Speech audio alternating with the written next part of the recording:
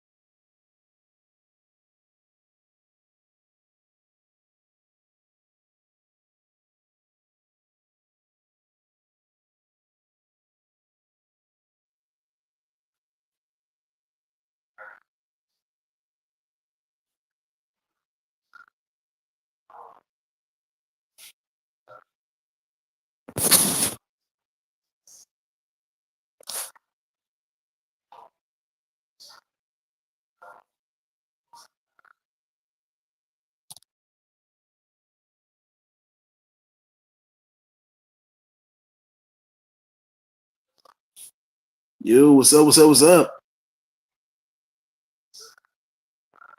Omega's still muted. But yeah, man, this is BTA 251. Yeah, man. So until Rob comes back and maybe Omega, comes in. Oh, I got a phone call.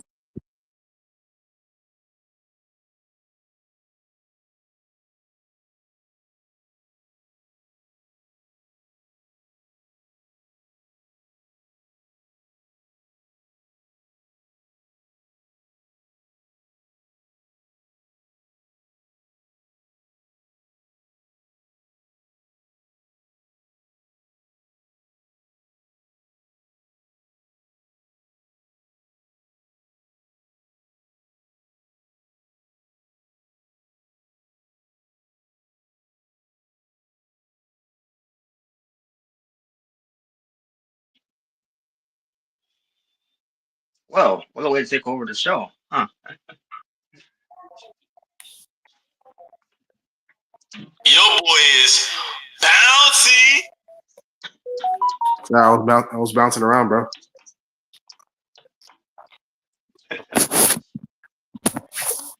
Well, your boy is gonna be bouncy at Bounce for Glory, and also for NXT TNA Showdown.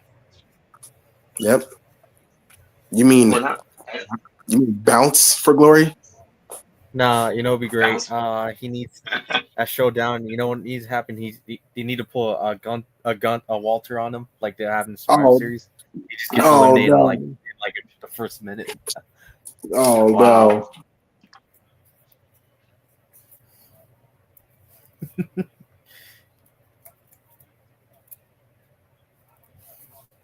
Nah, or it'd be better. Remember what they did with New Day at Survivor Series when he got eliminated first in 1 minute? That should happen.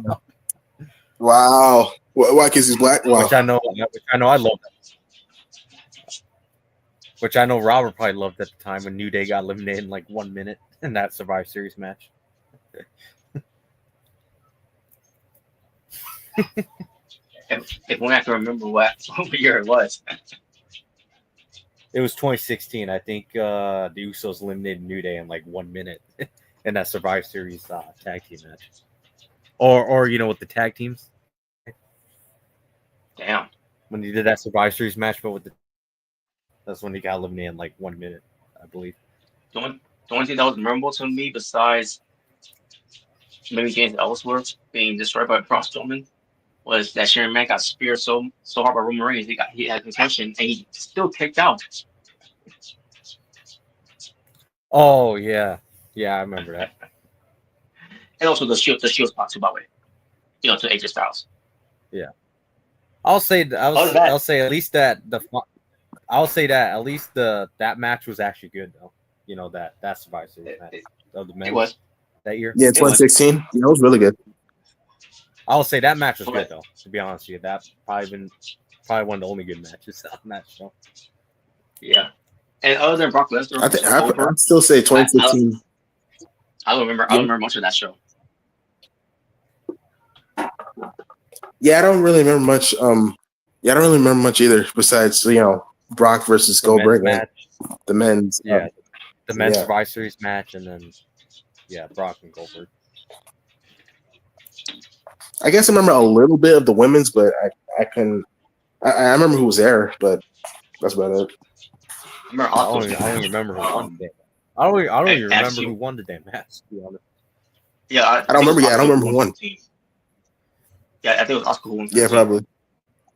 But I don't know. I don't even think Oscar was even around at that point. Well, I mean, she was. Well, I think it was 2017. Yeah, I think she was in 2017. Yeah, she wasn't even around yet in 2016. Yeah, but right. So, what we gonna talk about? Shut up! Wow. Nobody's fun. Shut up. That's right. No one's fun. You know. It'd be funny if someone said that to Daniel Garcia if he tries to cut a promo. He tries to cut the promo I and knew Claudio's that like, was shut up. fine. Speaking of which, I actually saw I think it was Collision, and I saw the promo that Daniel Garcia did. I don't remember much what he said, but I remember like he said something about Nigel McGuinness. And, They say you think I'm stupid. and I'm guessing, but you should have saw John Moxley's face. He was like, "Damn!" Like he gave that damn face. Like, dang, that was harsh. I don't know. I just thought it was hilarious. The face that Moxley did. They uploaded it to the YouTube channel, so you can look it up. But it was funny. Like Moxley action. Overselling. Wow. It was funny though. It was funny. But yeah. So No, the match looks like we're gonna talk about AEW Dynamite 6-year anniversary. It looks like the lowest ratings. Damn. I'm gonna oh and I'm about to get to it too. all right. Were the ratings really that low? Holy shit. Oh, it was so low. NXT this week beat them. Mm-hmm. Oh, what? Yep. Yo, Yeah, it was a regular episode too. It wasn't even the homecoming, NXT. Yeah, it was more. It was more. Yeah, it was a regular NXT show that was basically hyping up the what's happening for next week's show, which is Yeah. this coming Tuesday. Yeah, it was basically the go home show. Yeah, for next week. Yeah, that's crazy. Well, I mean, AEW didn't really promote the 6-year anniversary, so I mean, it's not really too surprising. Plus, it didn't really feel like a 6-year anniversary other than the promo package, honestly. Yeah, besides the promo package, yeah, it didn't feel like an anniversary show. It just felt like a regular old Dynamite. Yeah. Come on, guys. We put we didn't you see that promo package? It is an anniversary show. Lazy. That's about it. Shut up. Wow. Well, the only thing that's lazy is your sex life. Whoa. Wow. Yeah, take that. Wow. Well, would I be Seth fucking Rollins? Oh, wow. What did he say? He said that'd be Seth Rollins. Wow. That'd be Seth Rollins. Come on, Robert. Wow. Why do you speak of your boy like that? Yeah, come on, bro. That's your boy, man. What you doing? He's freaking fucking boring Rollins. Wow. Anyways, but yeah, so when it came to the 6-year anniversary of Dynamite, it should have been a big deal as it should have been. But then again, they never really hyped it up when it comes to weekly promotions of it. No, you wouldn't even known until you saw the show. Those 6 years, 6-year anniversary. Mm-hmm. They was too busy, hyping up other shows they were doing. Even with those shows that they really give much hype to it when it comes to these regular shows on Dynamite. That would be like a special audition when it comes to doing Homecoming or whatever. Mm-hmm.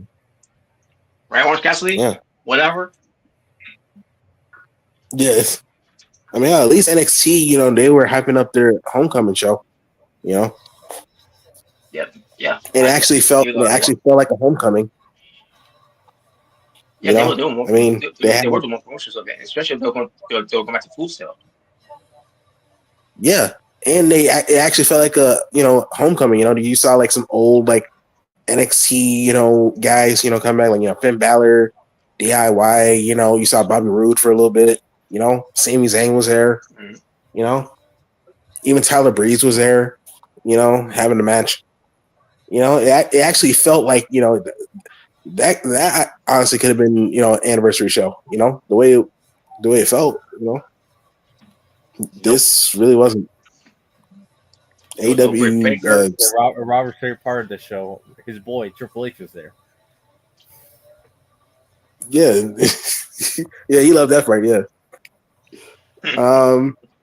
But yeah, but it because I saw the highlights and it didn't really. It just felt like a normal Dynamite. Like it's like I'm not really. I didn't really feel I was missing much.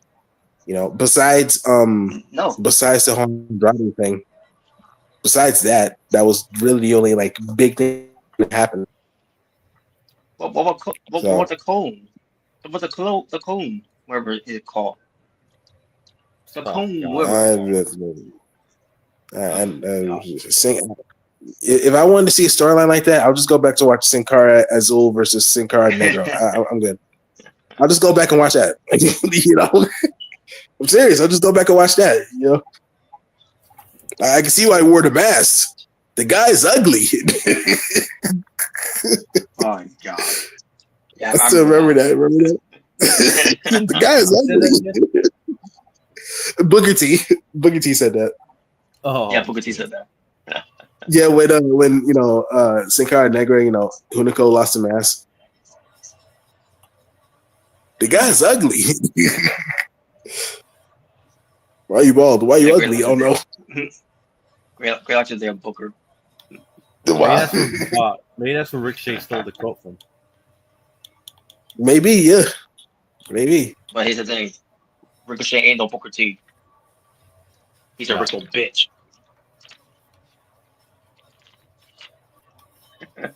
Come on, Robert, don't you Anyways, love him? no. Despite the whole thing where, despite the whole show some love for Ricochet, like fuck off. Was There you it? go. Does it That's remind you of John Cena? The whole, announcing his presence or whatever the hell he was doing when he was still heel. yeah. Well, the thing is, it's still doing it even when he's not here now. Yeah, Robert would be like the It's- ego. it's- The ego. it is the ego of him. But anyways, but back to Dynamite. Yes. So Dynamite 6th year anniversary show was not really much of an anniversary show. There was no graffitis, no pyros, other than pyros for the what considered wrestling entrances, for those who had it. No party, no It should have been at least uh had an appearance with Tony Khan. At least him kind of a promo or something about the 6-year anniversary. Yeah, thanking the fans, something. no, At least. no, there was not even a party during backstage segment, but WWE Damn, had done something like that before. Dan, to be honest with you, Raw 25 felt more like an anniversary than this shit. Yeah, And that's saying something. And that show was trash. Yeah, it was garbage, but at least it still felt like an anniversary show. Jeez, man. Hell, Raw's 30 was better. A better anniversary show. Boy, it was actually a good anniversary show, but yeah. Yeah, it was. That's what I'm saying. It was better Which than I still believe they only did that just to just try to wipe the stain off with Raw 25, I believe. So. Yeah, to have some redemption, which they did. They did a good job of that. So, but yeah, man, the show kind of felt lifeless to me. There was just really much to it. Like I said, it didn't even feel like an anniversary show. Yeah, it just felt like a normal Dynamite. Like we'll just put like a special intro to tell you that it's an anniversary show, and then that's it. Which that's all you get. To be honest with you, was the intro. Yeah, that was really it. Oh, come on, you ain't like the Don Callis family being there? Not really. No. Come on, you guys didn't love seeing the whole family? Oh god. Yeah, come on, the Don Callis family was awesome, man. Well, it's awesome. Look, they draw money. No, they don't. Yeah, look what they're doing with the Josh Alexander. Oh Lord. Well, I was gonna say 3, but 4 of them are on the sidelines, because they're injured. But hi, what's up? Awesome, Colorado. So, Hope you enjoyed the stream. Yeah, the anniversary show. Yeah, it was. Yeah, it was really not all that, to be honest. Really was not. Like honestly, I could have probably just been fine without ever watching that show ever in my life, and I probably wouldn't have missed much. To be honest. Exactly. Especially we got Kenny Omega coming out there, having this, having a return match, which didn't know anything about it until like maybe over the weekend of it. I'm like, whatever. It ain't the first time they did with Kenny Omega, but still. Um, and then when it comes to doing against the Young Bucks, fuck them, you know. Felt like And you're the, trying to and make they everything all about them. That's very true. It felt like.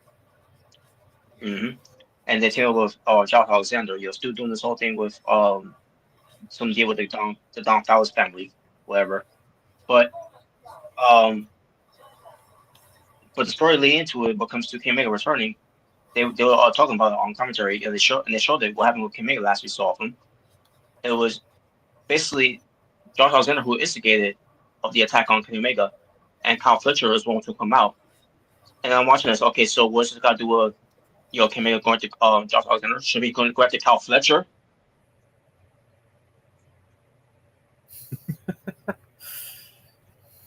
I don't know. It doesn't make any sense. Yeah, and basically Kenny Omega with Bandito, and Protito, the tag team, they won, and this stupid interaction with the Kenny Omega and Young Bucks in the ring. Like, who gives a fuck? Except for Sickles, obviously, but and then the Jurassic Express comes out. They didn't cut a promo. They just went to attack, and then Kenny Omega's upset with Jungle Boy, Jack off. Jack off Perry, and Josh Alexander just laying there until he. I forgot he was taking out. But either way,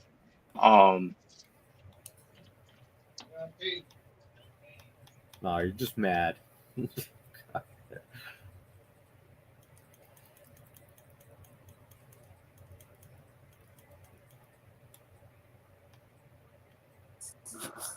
I'm back. I had a call. No one cares. Wow. Wow. Well, what were y'all talking about? He's talking about what happened with the whole thing with Kenny Omega, the Jurassic Express, and then Young Fox, and then obviously Andrade. He's talking about that whole thing that went down. Oh, speaking of Andrade, I heard. But when it comes, I pretty much just said when it comes to Jurassic Express, fuck them, or not fuck them. Well, actually, yeah, more specific, Perry, fuck him. Well, come on, guys, he's back to being Jungle Boy. Come on, he's a good guy now. Yeah. Come on. This is apology.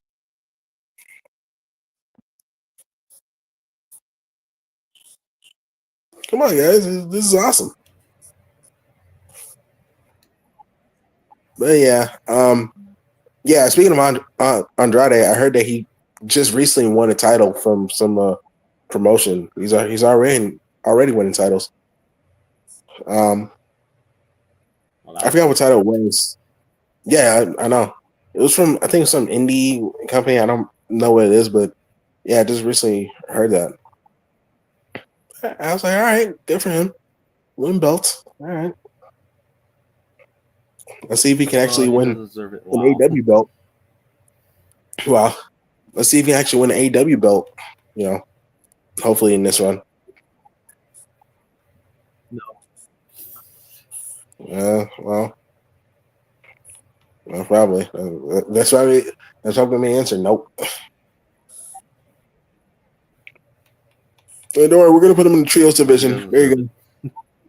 We're gonna put him in the trios division. Yeah, he'll be the trios champion. There you go.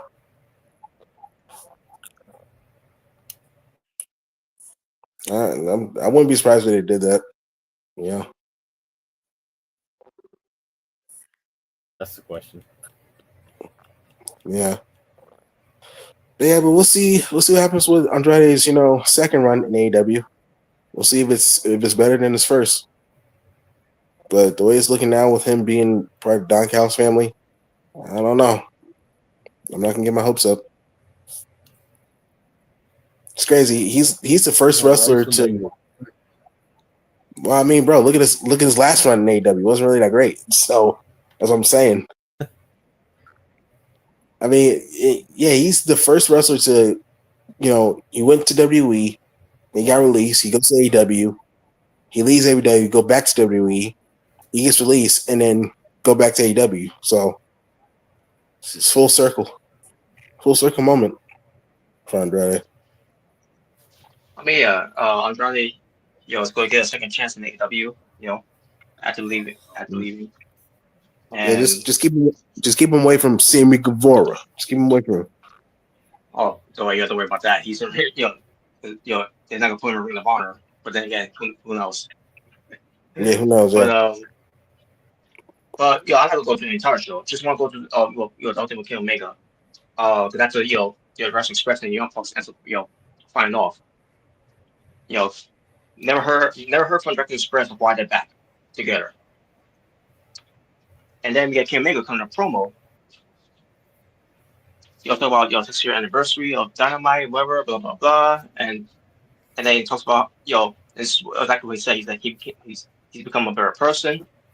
Kill Kim. Then he bids up because Gail Kim replied back to King Omega where King Omega if he had an issue with what Gail Kim said about Riho, which is nothing wrong that she said about Riho. When it comes to every time when see her wrestles, not only because of the of her size, she's unbelievable, but she had her every right to have that type of opinion. She wasn't burying Riho saying that she sucks, she's not talented, she's not good. No, that's not what she was saying at all. And but on another way of her Kim, what she was saying about Riho was that it was more of her she just looked like a schoolgirl in a way, like she's 5 years old or something. It was sent to that degree, and it's just about these weird obsessions, all these cameramen, showing up her skirt,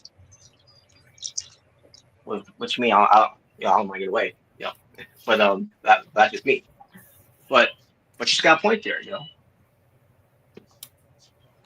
No. Wow. So then, that's when Dave Meltzer went after her. Getting the Sickest going after her. King Omega, it's again, they're reply to her, privately, or maybe if you're going to reach out to her in public, like you did, you could in a professional way. But instead, you went to her by saying, you're only saying that just to get a gift basket from TKO. Except there's a problem with that. She doesn't work for TKO. She doesn't work for WWE. She doesn't work anywhere right now. She doesn't need to work, by the way, because she's got her husband who's a world's greatest chef. He's a world famous. Yeah. Yeah. She doesn't really need to work. Yeah, go back to the kitchen. Oh no. Oh, okay. Well, that's wow. It's funny we had the same idea. Wow. You about to say the same thing. Wow. Wow. That's crazy. You guys are both sexist. Wow. Oh man. So yeah, that was a rich point for King Omega. He said on Dynamite, he's become a better person. Really now, that on the Twitter, all you want to go Kim, that's not all I call a better person. And I don't hate King Omega, obviously. I'm just disappointed that he did that. When Kim to about to kill Kim, because she had a professional opinion that she was not wrong about. Yes, she was. But so yeah, so that and because of that, Omega being attacked by Andrade and everything. Now I'm hearing he's taking time off after he just returned. What? Like time off from what? You just came back.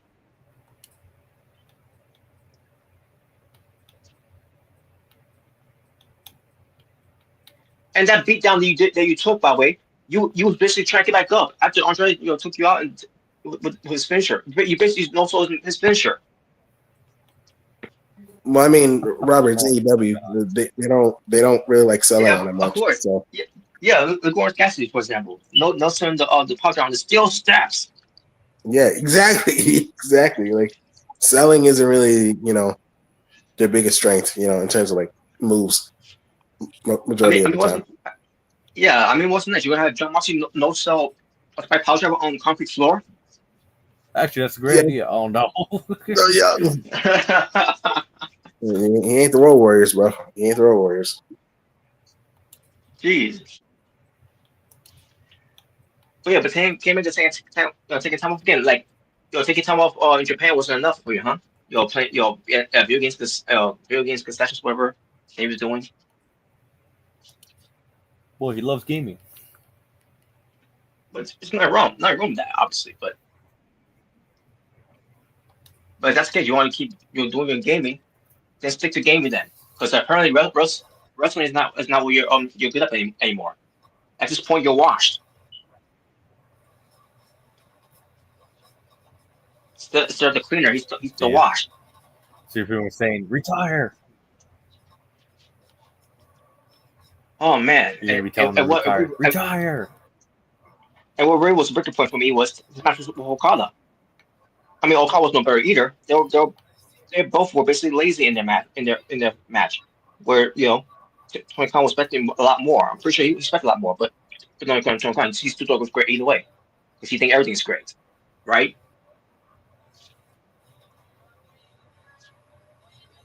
Yeah. Just You like don't like it, what are you gonna do about it? Wow. Wow. Well, I'll tell you what I'm gonna do about it. I'm gonna read you the ratings. Let's see if he thinks this is great too.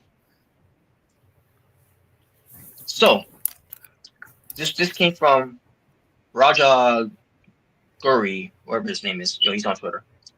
Hashtag AEW. Score is lowest audience and the P18 49 rating in the show history of Wednesday night with the new Nielsen Big Data panel rating system. It was the second episode of of Dynamite to be tracked using the new Melodian, whatever he wrote there. But Dynamite average was of 465,000 viewers, 60% down from last week, with a 0.9, well, 0.09, I should say, P18 49 rating, to 18% low, down, I should say. Free programming insider. It should be noted that the numbers from last week were also using the new big data plus panel system. As always, these numbers do not include and this is important, folks. These numbers does not include the HBO Max simulcast.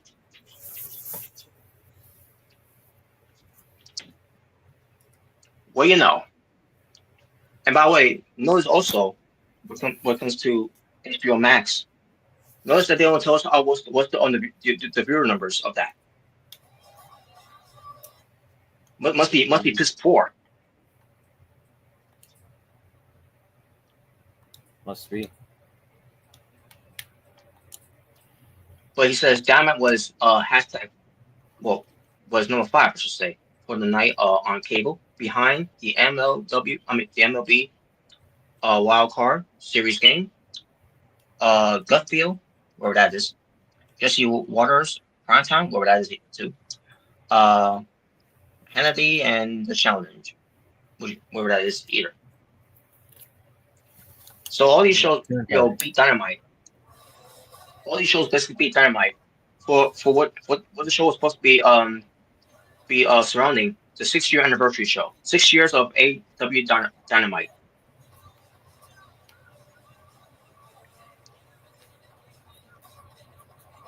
Wow. But wait, it gets better.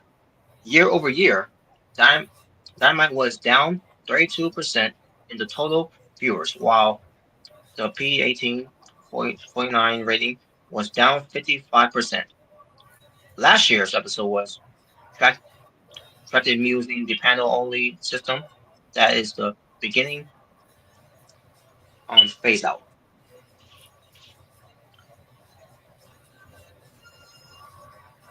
Jeez. That is bad. Sounds like. Begs the question. Yeah. So back to the question: where have the viewers? Where are these people gone? These loyal, AEW fans from last year and from year and before that. Where they gone? Did they want to watch MLB? And where were other shows that was talked about too? Nah, that's gonna be Dave Meltzer's excuse. So, well, they went to go watch that.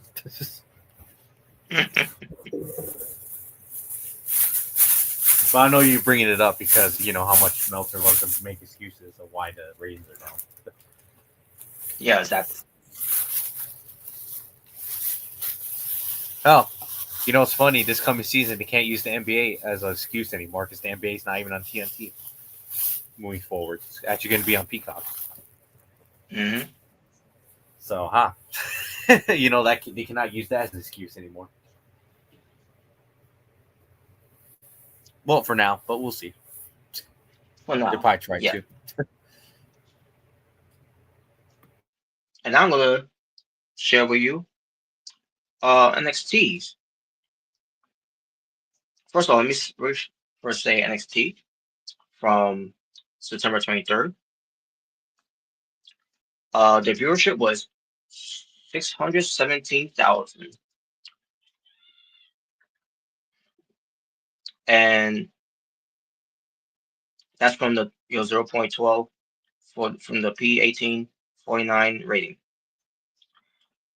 That was for AEW Dynamite, which was from from last week. Was supposed to be the home show to leading up to their 6-year anniversary show from September 24th. 554,000 was the viewership from last week. What should I say at this point? 2 weeks ago, because we're going into a new week.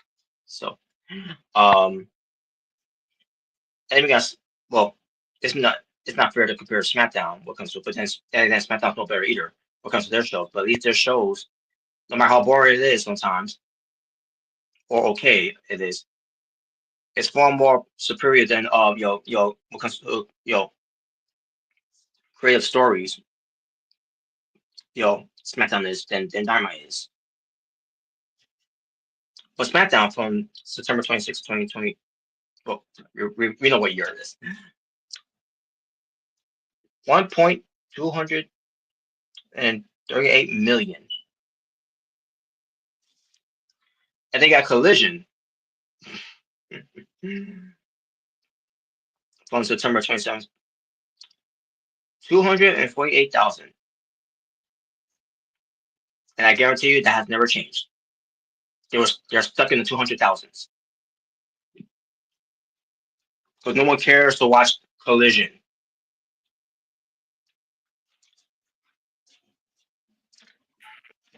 I think it's great. The show's so bad and so boring that I stopped watching. I can't remember the last time I watched a Collision show. Collision is awesome, bro. Come on, you don't like Rampage? I mean, a Collision. Other than what? That September to Remember. Which it started over 2 hours and then it bled into the 1 hour for Collision. And that was on HBO Max. I was basically done after the 2 hours. I was like, oh my god. Like it never ends. I think it's great. But let me get to NXT from the week that that AEW did their 6-year anniversary show. Remember I said with remember I said with the 6-year anniversary show, It had the viewership of 465,000 viewerships. Meanwhile, NXT from September 30th, 572,000. Wow. And that was just a regular NXT show, built up to their NXT versus TNA showdown. Yeah. Basically just a go-home Meanwhile, show. yeah, basically the Gong show. Meanwhile, going up this week against AEW Dynamite of the 6-year anniversary show. Yeah, that's not good, bro. That's not good. And again, I said, they didn't really advertise it, They didn't really advertise the 6-year anniversary show. No, they didn't.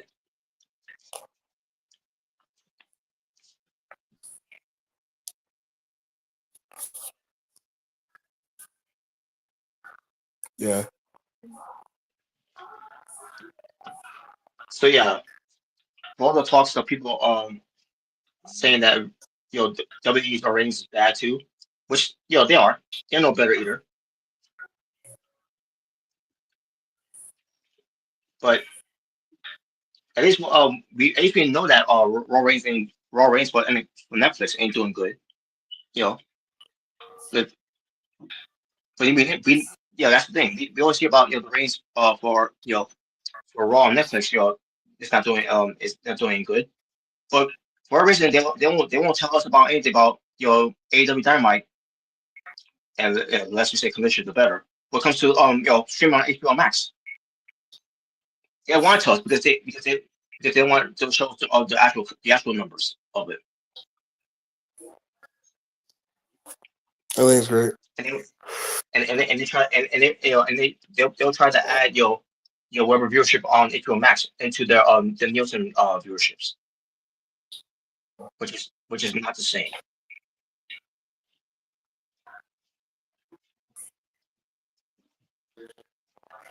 It would like that excuse that TNA Wrestling did back in whatever DVR we had. This was on what 2014 or 2015. What's one of those years? Where so they were there on, oh yeah, remember it was 2015 because that was when it was gone from Spike TV. They went to Destination America, where obviously they didn't get the numbers they used to have in Spike TV because Spike TV, at least on Spike TV, they had millions of viewers. Millions of views, millions of views, millions of views. Yep. But now they had they go down to like what, maybe 600 or 700 thousand whatever of viewerships on Destination America because let's face it, during that time no one had that no one had that channel. I was lucky enough to have that channel. Just for me to watch TNA at the time. But not everyone had it. It was very difficult too when it comes to to get that that service too, that network, whatever. Especially if you DVR in it. So when you got a chance to get it on DVR, you had to DVR it in case you missed it, whatever. And you know what TNA Wrestling excuse they try to do with that? In case you missed the show and you DVR it, they try to add those. They try to add the DVR. They try to add the DVR of watching TNA Impact. At the time it was called Impact Wrestling. Into the viewership. Wow. And especially the reruns they did like some from the weekend, something like that. Like how did they dig out? That's how it works.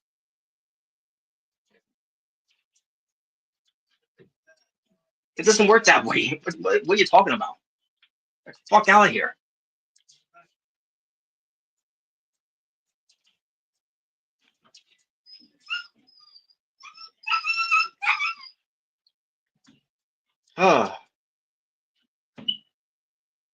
But anyways, the point is, folks, AEW is in a lot of trouble.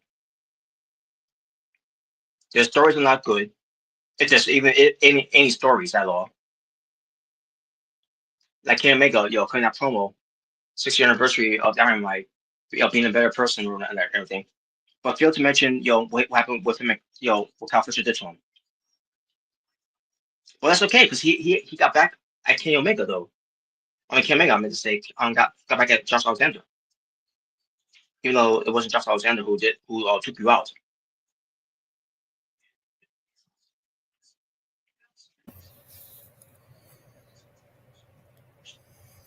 Oh yeah. So yeah, until they change up their whatever issues and problems they got because there's a lot of it. No stories, no story developed, no character developed. Nothing. They're gonna have these viewers that keep going getting lower and lower if things don't change. And I don't think it's gonna happen anytime soon. And until 20 realize it, No, don't you're think just being a crybaby. yeah. Wait, like Rick will cry, right? Fuck him. Wait, fuck who? Rick will cry. Oh, yeah. Yeah. But yeah. So 2020 conscientious. Well, what problem is Scott? And he's a big problem by the way. Don't think that he's going to be for his life is it's the end of AEW. Yep. But don't worry, I know who we should put as top guy. They'll fix everything. I know who. Who?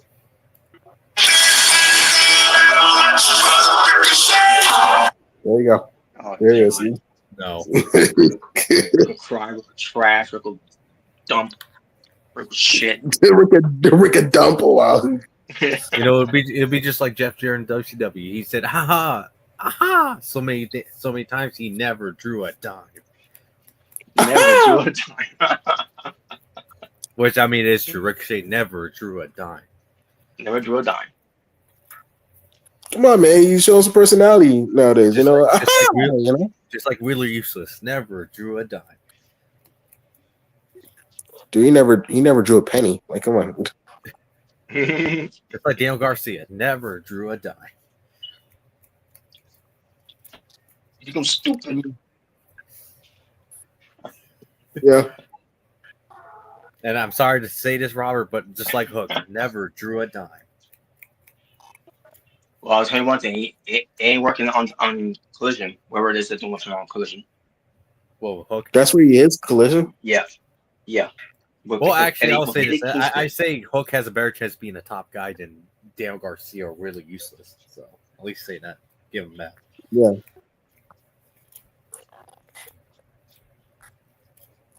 Well, where issue there is with Hook besides that his music. He's like in that direction like he used to. Yeah, his new theme song sucks. It doesn't fit him. You don't even know me. You don't even know me. Come on, don't you miss that song? I do. You don't even know. Have you heard this new theme song yet, Jalen? I think I did once. I don't remember what it sounds like. Doesn't Let me look it up. To be honest, it really Yeah, does not. I don't know who that's supposed to be. Who sings that? Yeah, I'm looking it up right now.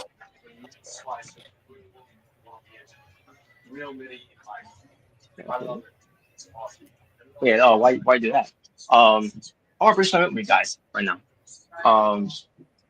And it involves Vince Russo. Oh boy. I guess you could say it's bad, but it just depends how you take it. So Vince Russo, of what I heard, because I never heard this before, by the way. I didn't hear about this until James talked about it with. I can't remember it was either with Dutch Mantel or with Stevie Richards. I can't remember which it was. I'm pretty sure it was with Stevie Richards because they were talking about Triple H, right? Which yeah, Triple H. Anyways, and then it was cheaper. Part I guess for having a phone call again, I guess. But anyways, I'll speak things before when he comes back. But get back to what I was saying, because and it has something to do with Triple H, with Steve Richards and James we're talking about on the show, the Steve Richards show, where I don't really remember much what it was about Triple H. I don't know if it was about him being insulted by Bret Hart, which nothing new there. And who hasn't insulted Triple H? I insult Triple H every time, so there's nothing new there. But that's beside the point. Well, I think didn't he do an episode about Bret Hart? Yeah, they did. Yeah, that's right, they did. I haven't seen the whole thing, but yeah, they did though. But it was Stevie Richards. By the way, it was before you bring it up because it's Stevie Richards. If you've seen the thumbnail, it's Stevie Richards basically just like Bret Hart. Yeah, wearing the sunglasses, pretty and much. the jacket. I think the video they were analyzing Bret Hart, like his career, his moves. Yeah, that. that's what it was. Which, by the way, Bret Hart, still, back then, great wrestler. So, yeah. Yes, he was. That's the reason why he's called the best roster now. The best of us. Just trying to be honest. Oh yeah, definitely. There's no way that comes close to Bret Hart, of what he does in the ring. But Matt and Nick Jackson does. Oh, get the fuck out of here! Get the fuck out of here! What about Kenny Omega? He's on the level of Bret Hart. No, he's not. Oh, you mean you mean Trinity Toast and Figure Man? Well, they're both from Canada, so that means they're on the same level. No. You know what? When it comes to that too, by the way, Jim Cornette, when it comes to calling Kenny Omega Trinity Toast and Figure Bang, he was basically saying the same thing to Hong Kong Fooey, Mike Bailey. He's like he's like Kenny Omega. He's the same guy. It's the same thing. Like, wait a minute, what? Wait, what? Wait, hold on. Did you say they're pretty much the same? Yeah, because obviously they're both Canadians. But come on, like, can't make does the the finger gestures and all that and everything, and then he has people Mike Bailey who just does the kung fu stuff, where he does some I think they're completely different wrestling styles. Yeah, I didn't know you meant about that. Other than they're both Canadian, that's pretty much the only thing they have in common. So yeah, I guess because they do poses. I guess they do poses before they do their moves. Well, I know Cornette hates both of them with a passion, so that's probably why he said it. Yeah, he does. With Kenny Omega, I can understand, but I don't understand why with Mike Bailey. You know what's weird? I heard apparently Cornette actually likes Javon Evans. Apparently. Oh yeah, he does. Yeah, he actually does. Yeah, apparently he likes Javon Evans. He thinks he's ready. I was like, what? I thought he would hate it. To be honest. He thinks he's ready to be called main roster. Which I mean, I agree to a certain degree, but at the same time, I don't trust Triple H's booking. I'm just going to be honest. Triple H, in my opinion, is just like 2020. I don't trust his booking. Yeah. Any much either at this point. Yeah, I don't know what went wrong in 2022. With Triple H's booking, it died somewhere in 2025. Oh yeah. So yeah, I kind of agree, but at the same time, I don't trust Triple H's booking when it comes to Javon Evans. So. No. You probably do something like, well, we're just gonna have him get beaten by Sol Sikoa on SmackDown. What? Just for no reason. Wow. Literally for no reason. We're just gonna because people like him don't deserve. Oh no. Oh no. Or we're just gonna have him get squashed by Tala Tonga or whatever the hell's the name is. Hikuleo. Yeah, we're just gonna have him squash Javon Evans on his debut match. Hold up, Tonga. Oh, but yeah, having squash Omos. Oh, yeah, that's right. They're not doing anything with Omos. Oh yeah, you imagine he bring back Omos and he just squashes Javon Evans in a match, and that's supposed to be Javon Evans' main roster debut. Yeah, that would be a burial. Oh my god, straight up burial right there. Yep. But yeah, so back to Triple H discussion what came to Vince Russo because again this was mentioned about James and Stevie Richards talking about Triple H.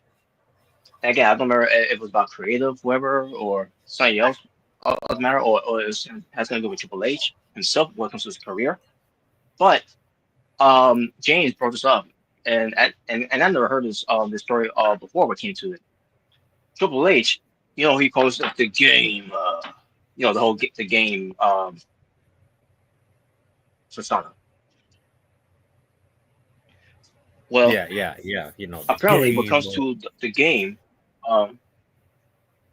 yeah. Well, apparently, those rumors, going stuff around that Vince Russo, and this is what Vince Russo said. But could we clarify if it's true or not? Because if it's Russo, with sometimes he tells. But originally, he had the original idea of the game was supposed to be, and I couldn't believe I heard this. Owen Hart. huh? Oh yeah, I've heard that. I've heard that. I've heard that before. My exact reaction, but yes, that's where Yeah, I've heard that. Hart. I've heard that thing before. Yeah, I've heard that story before. That the game. I did hear that like if Owen Hart hadn't died, they were gonna end the whole Blue Blazer thing and make him back to being Owen Hart. So I did hear about that. Probably for years. Probably. I don't know if you ever heard about that, Robert. That if Owen Hart hadn't died, he was actually gonna go back to being Owen Hart and drop the whole Blue Blazer thing. Yeah, was the original plan. So, yeah. But not the game, because I just always assumed he was going to go back to being like the Black Heart, or at least the his original game in the early 90s. I think so too. I believe he's going back to being the Black Heart. Yeah. Well, that's a heel. I think that was the gimmick he was doing before he brought back the whole Blue Blazer thing, right? Pretty much, yeah. Enough! It's enough! And it's time for a change. Well, it depends too, because the idea was also him to turn on Jeff Jarrett or Jeff Jarrett to turn on him, whoever. But either way, but the story of that of Owen Hart was going to originally be called The Game. I don't see it, and I don't buy it, and I don't believe it.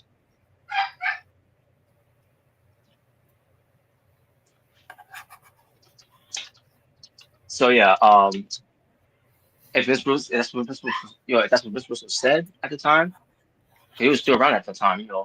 2 months later, he was gone from the company. Yeah. Vince Russo, I think, was still in WWE when obviously Owen Hart died.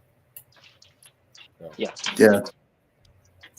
I mean, I think he left the same year, but he was still at the time in WWE. Yeah, the same year. Same with F. Brawler, but they both. Fuck him. Fuck him, too, by the way. Yeah, fuck him. Ed Ferrara, the guy who made fun of Jim Ross's Bell Palsy on WCW. Oh, wasn't he like Oklahoma or something like that? Yeah. Yes, Oklahoma. Yeah. Oh yeah, I forgot about that. Yeah, I forgot about that gimmick. So. Yeah, fuck. They both will go fuck off. Did he make Did Vince Russo make that gimmick? I did hear a story him? about how Jim Cornette spat in his eye when he saw him, which I thought was funny. So. Really? Wow. Yeah, apparently he spat in his eye or something like that. Good. I spin the face of people who don't want to be cool. Good. He should have spat in his other eye. See, I would have. It should have been an eye for an eye match. I would have poked his eye, to be honest, or maybe punched it. Wow. Well, I don't know. I think he deserves it for making fun of another man's Bell Palsy, disability. I agree. Yeah, I agree. Who the hell do you think you are, man? Oh. But again, Jim Ross got the last laugh. Everyone remembers Jim Ross. Ed Ferrara and ended up being a nobody. Anyways, so. If it wasn't for Vince Russo, where's he now? Exactly. Yeah, nobody. Literally, a nobody. But yeah, anyways, fuck him too. So. Yeah, but I will give Vince Russo this because of Owen Hart. This will always praise for Vince Russo. And that is when the night after Owen Hart dies, where WWE or the WWF. They didn't even want to mention Owen Hart after his passing. And it's not just you know because of the whole situation that happened, but Kevin Dunn thought it was best to not mention Owen Hart. And like, are you out of your fucking mind? Oh, What do you want? People are just So basically, so they basically wanted to pull a Chris Benoit with Owen Hart. Basically not to mention Owen Hart at all.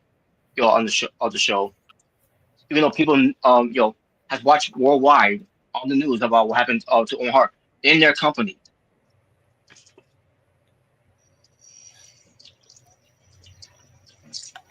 And Vince Russo basically told them not that matter anyway, but this was as a really later on for different reasons.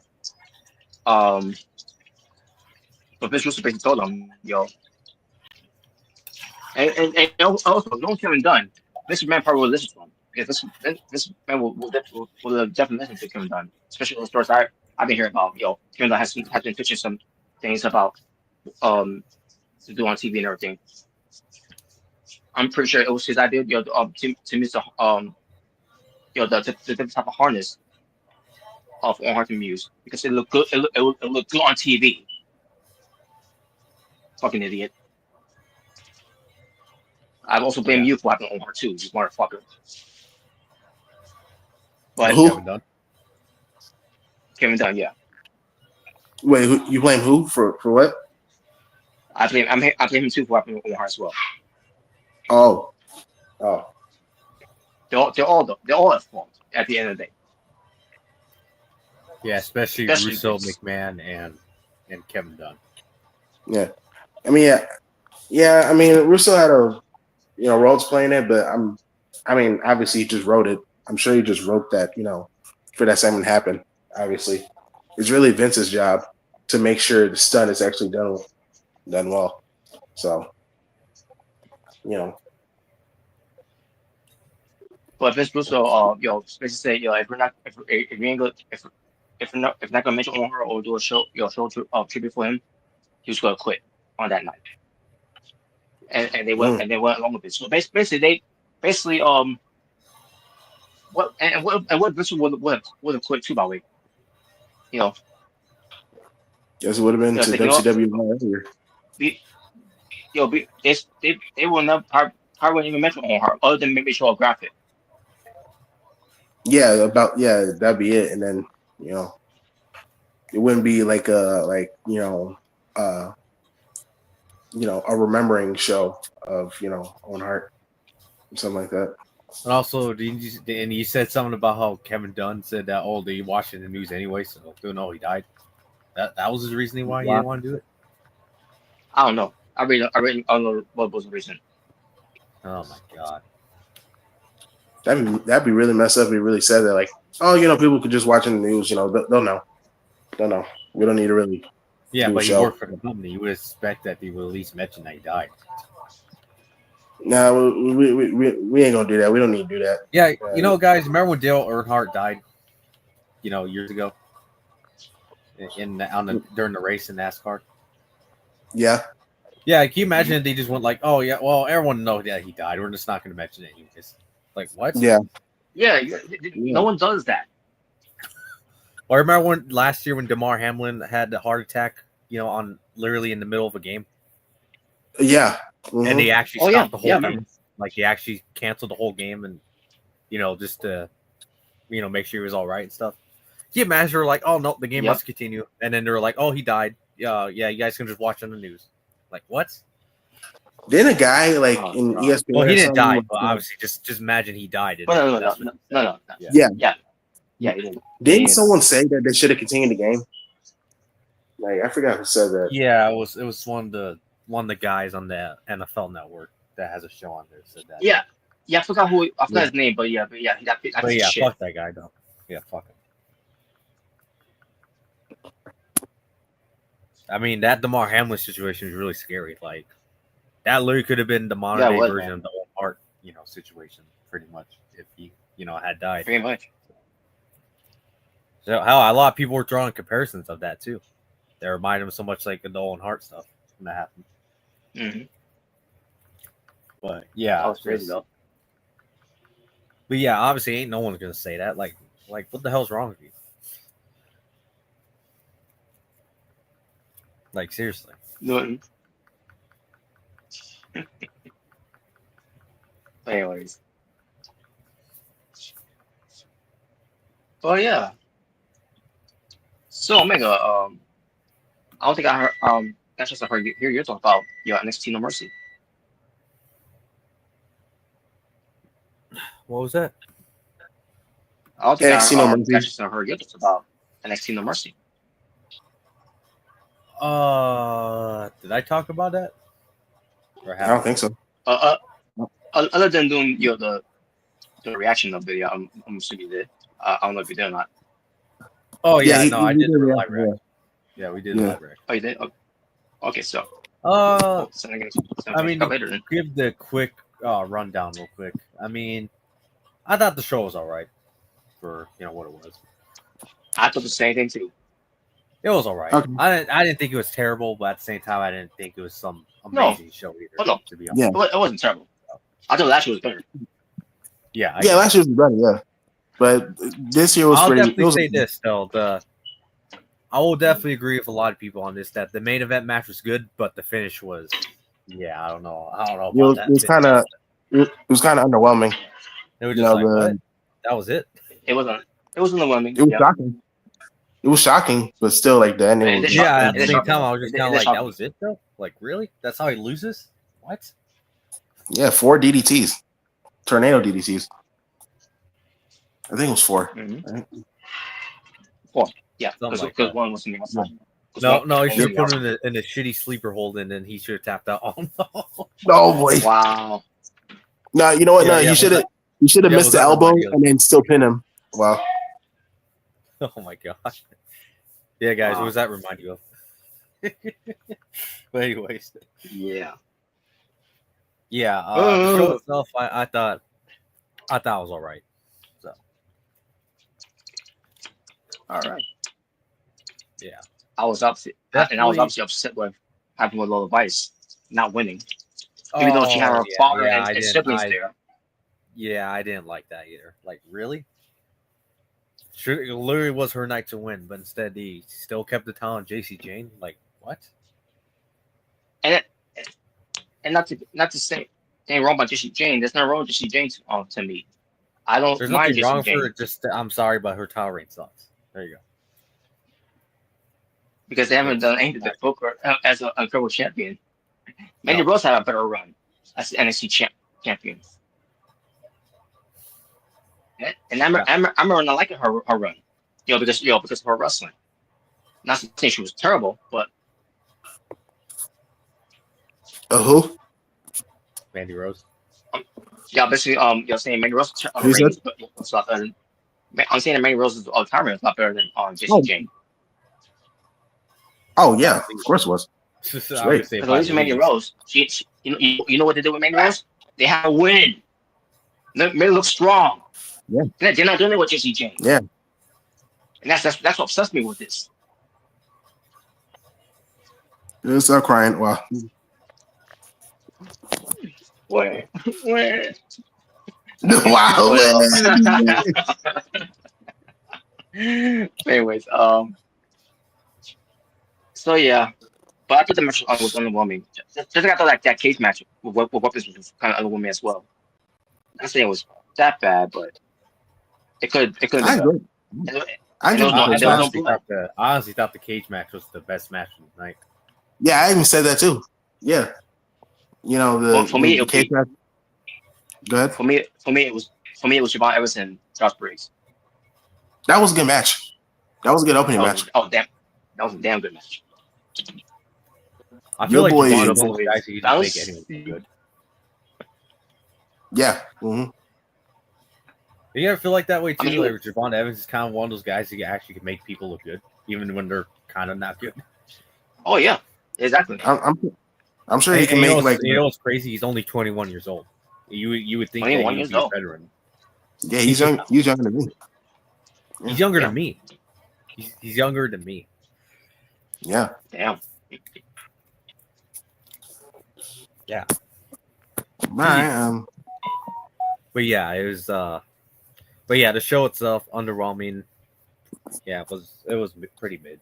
Let's call it how it is. It was mid. You're mid. Well, Just Well, like hey, I'll take just that. like, I'll take just this. like I'll take No Mercy over All Out. oh yeah, all out wasn't. Yeah, it wasn't I was like, I anything. hate you all out. I hate you. It definitely didn't live up to All In. Like it definitely didn't. No, it did not. Not even close. I'll say definitely by far All In's definitely been AEW's best pay per view. This year. Yep. Oh yeah, definitely. All right, An guess we actual could do great some. show, not some show where everyone's like, oh, well, it was great because it's great, and it's like, really? It's great because it exists. It's great because it exists. That's why it's great. There's some AEW fans who they would say it's great even though the show hasn't even happened yet. Yeah. Oh yeah. Well, Mm-hmm. I mean, I guess it's the same with WWE too. Oh, it was a great show. I'm like, the show hasn't even happened yet. Yeah, I can see the future. Well, like Russo, all right. that was a 10 right. out of 10 show. No. Yeah. So before we get to before we get to some fun topics, let's run down the card once again for NXT versus TNA Showdown. This is not called Invasion anymore because the whole controversy behind it. Yeah. It was because of Israel. That's the reason why it can't be called Invasion. Yeah. That's what it is. Is actually on the same date too, like that whole thing that happened 2 years ago. Yeah. Yeah, so that's why they had to change it. So as it stands, it's still four matches that they have here. We'll watch when we get to the show. Instead of Showdown, they should have called it instead Insurrection. What? Not that. Oh yeah, I agree. They call that. Or you know what, bro? You know what? I just thought of something. You know what would have been the perfect pay-per-view name to bring back? Bragging rights. That too. That could work too. That would have been good. Yeah. Sounds way better than Showdown. Yeah. I mean, you can tell this is the last bad. It was the last minute thing they did. Not saying the name is bad. But yeah. I went for the Showdown when it comes to just something that they're doing. Yeah. Yeah, at least we got a red W, kind of like the red B. So at least there's some pop in the logo. Yeah. Yeah. So right. so look at only for matches. There are still a label here. Watch when we get to the show. Which any plans of doing a live action for it? I'm definitely watching it. I mean, if you're doing one, then I'll join. All right, so it's agreed. We're definitely doing this. But God, I'm gonna have to sit through and listen to Dick Joseph. It's Vic Joseph. You know what? I'll be okay with the show if they also invite Tom Hennepin and Matthew Raylo on commentary as well. Oh, you mean Tom Phillips in Aiden English? Yeah. Yes, exactly. Just the W slave names. No, what the W slave names? Well, I mean, I would actually be happy if you brought back, to do commentary. It would be cool though if they actually had both NXT and TNA announcers. It would make sense, So that'd be cool if they did that. Yeah. Just that when you hear Dick Joseph go like bang. Well, at least he ain't chuckling. Touch him to shut his mouth up. Well, at least he ain't gonna chuckle through the action, like it's hilarious. Whoa! Yeah. No, we should bring Excalibur to do commentary. Oh no! I wouldn't do that. You just start laughing for no reason. Oh. You it would be bad if freaking Big Joseph is like, bro, shut up!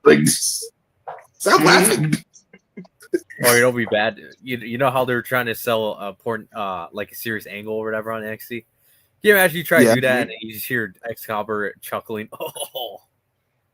like, like Or fake cry. oh yeah, fake crying.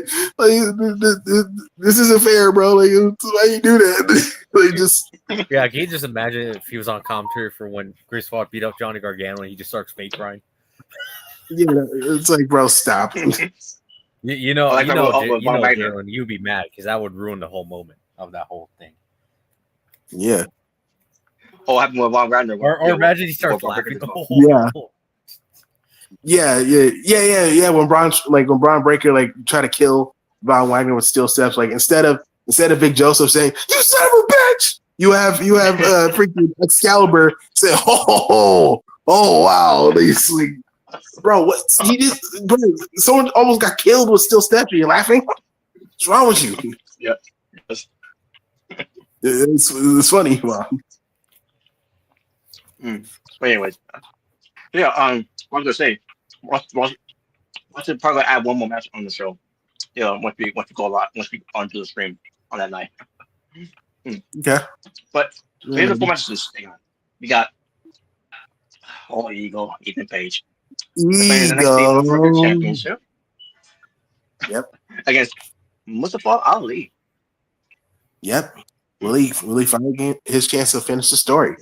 Because 2 years ago he was supposed to have his North American Championship match in No Mercy, ironically enough, but he got released. And the bones. That's right. Yeah, so now he gets to finish his story. Will he get to finish his story? And I'm gonna go with Mustafa Ali for the win. Not because I hate Ethan Page. That's wrong. Right? Okay. Even though I do want to lose, but still, just for him to get called in the main roster. I think it's time for Ethan Page to get called in the main roster. I think he's been ready to be called in the main roster. He really became NXT champion, which I thought was a flop. And I don't care if that's how if you think differently, guys. That's how I felt. The way they did it, it was trash, and they can overrate him too. No, you're a flop. Yeah, you're just a hater. All right. So yeah, most likely I think he's gonna win. If he doesn't, then it's a missed opportunity to call Ethan Page on main roster. But I know also why too. You have one because they probably want to do title for title. Winner take all between Ethan Page and Hilo Dr. Wagner Jr. At the next World Spot, I guess. Yeah, most likely, yeah. But I know who's definitely win the belts in this next match, and it's a winner take all match for the TNA World Tag Team Championship, which the Hardy Boys are holding, versus the NXT Tag Team Champions, which is Dark State currently holding. Yeah, definitely. Obviously, the Hardy Boys won. It's gonna be like what Dark State to me. It's what happened with John Cena with the Nexus. Wow. Now I'm not saying Dark State are on Nexus. They're not. They're nowhere near Nexus. They're not even the Shield. You're right. We're better than that. Wow. They're more of the core. No, not the core. No. I think I wouldn't even compare it. I wouldn't even compare it. No, not the core, bro. Don't remind me of that garbage. The core. The knockoff of the Nexus, remember? It was basically just the Nexus leftovers having their own faction. Pretty much. But with Ezekiel Jackson. Yeah, they added him there. Yeah. Oh man, but yeah, obviously the Hardys are winning. Yeah, and plus, the NXT tag team titles are the only WWE tag team titles that haven't won yet. So that alone kind of spoiled it. So. Yep, and on top of that, the Hardys are taking their tag team titles against Team 3D at Graphic Arena in the tables match. Yeah. So. Yeah, you can already tell who's winning. So yeah. Yep. Well, so much for Dark State, being a threat. Oh, don't worry. Don't worry. They're gonna get their titles back sooner or later. You know what? You know what? I'm gonna sit back and enjoy watching it, laughing at the misery. Wow, laughing at the misery. Wow. You ready to chill, Robert, or it'll come for you and do that power bomb. I will give him this though. Better dumb than off them trash. It's like they yeah, off the money. it's like they wiped them off the face of the earth or something like that. I haven't seen him in a while, bro. I really haven't seen him. Well, maybe it's one of the best. Yeah, maybe it is. Hey, maybe they could try and chase you. Oh wow, wow. Even that's not really doing much either.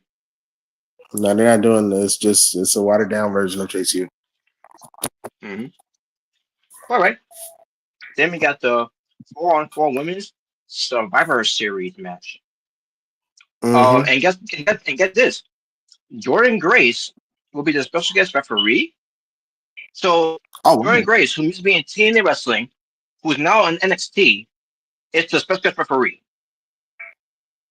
I didn't even know about it until you said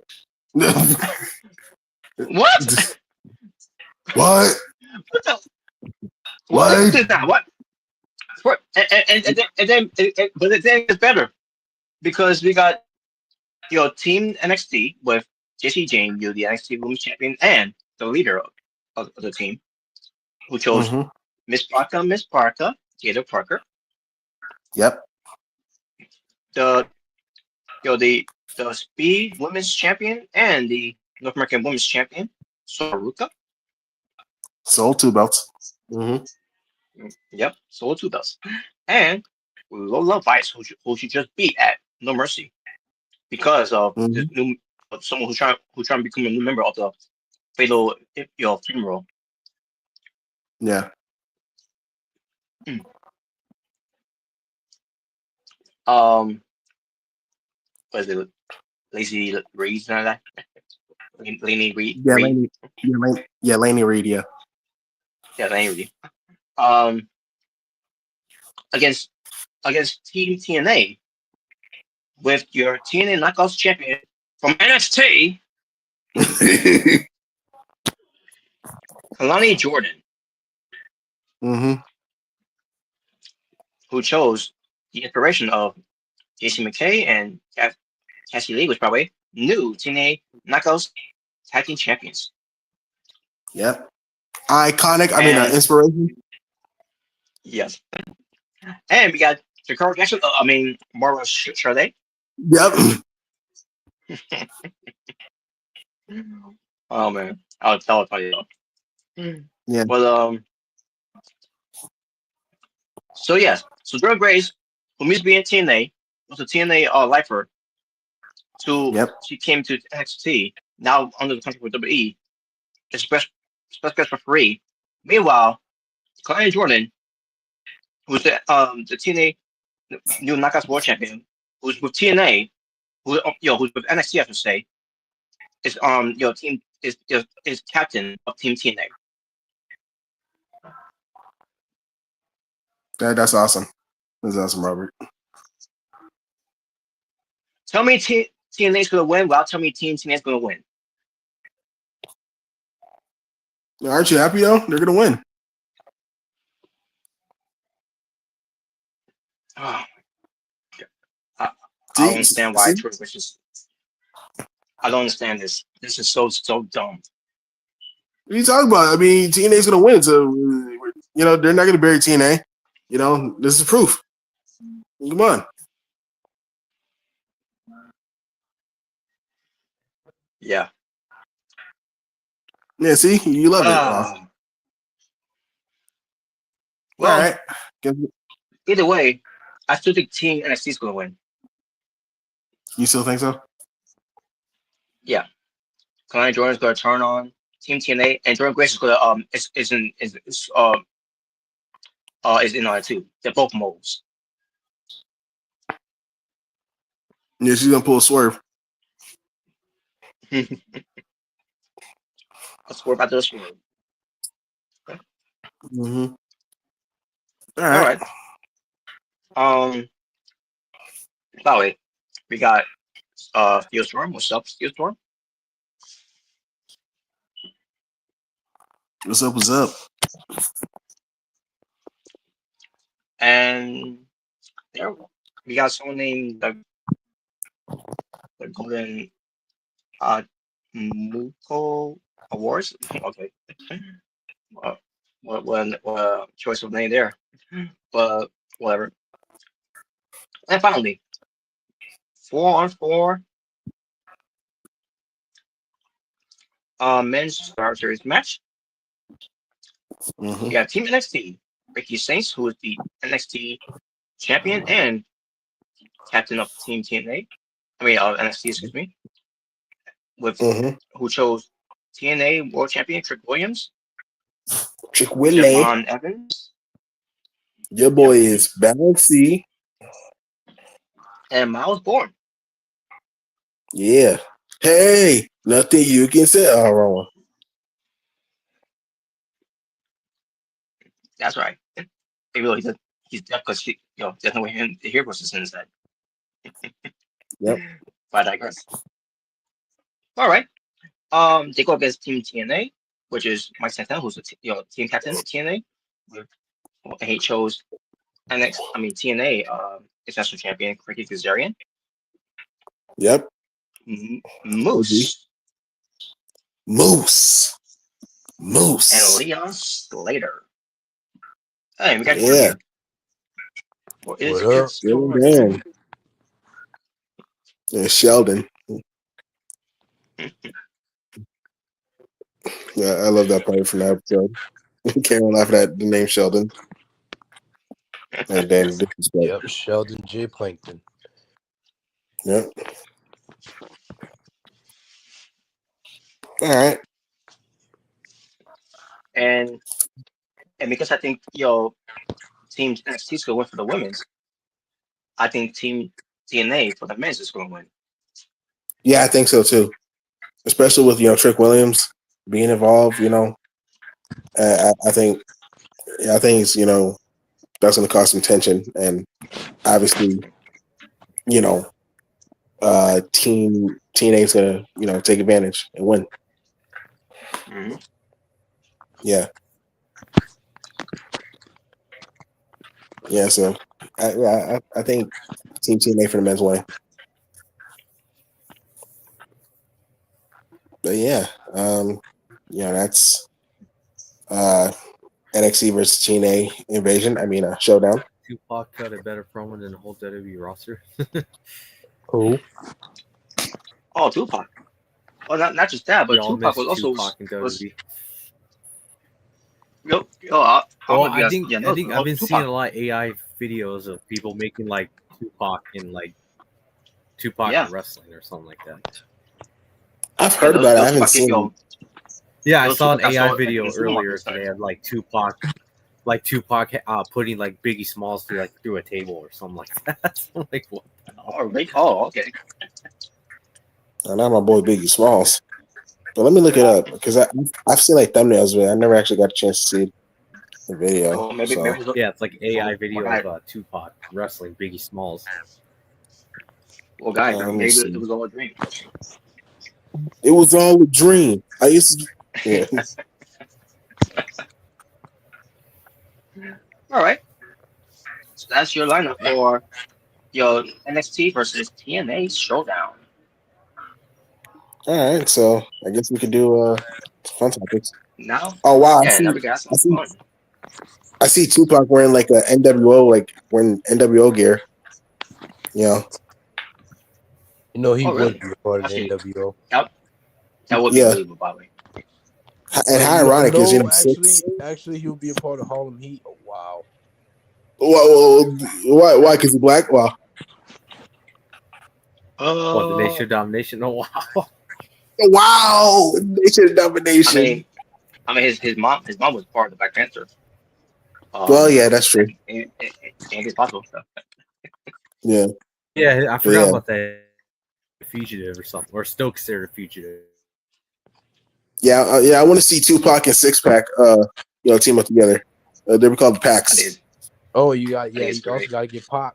You got to get Pac from AEW. Yeah, get Pac too. Yeah, so yeah, they be called the Pac Pack. There you go, the Pac Pack, The Pac pack. The variety Pacs. the variety Pacs. Yep, the variety Pacs. Wow, Alright. that is great. All right, I guess we can start doing fun topics now. I can see him try to make Tupac like a member or like.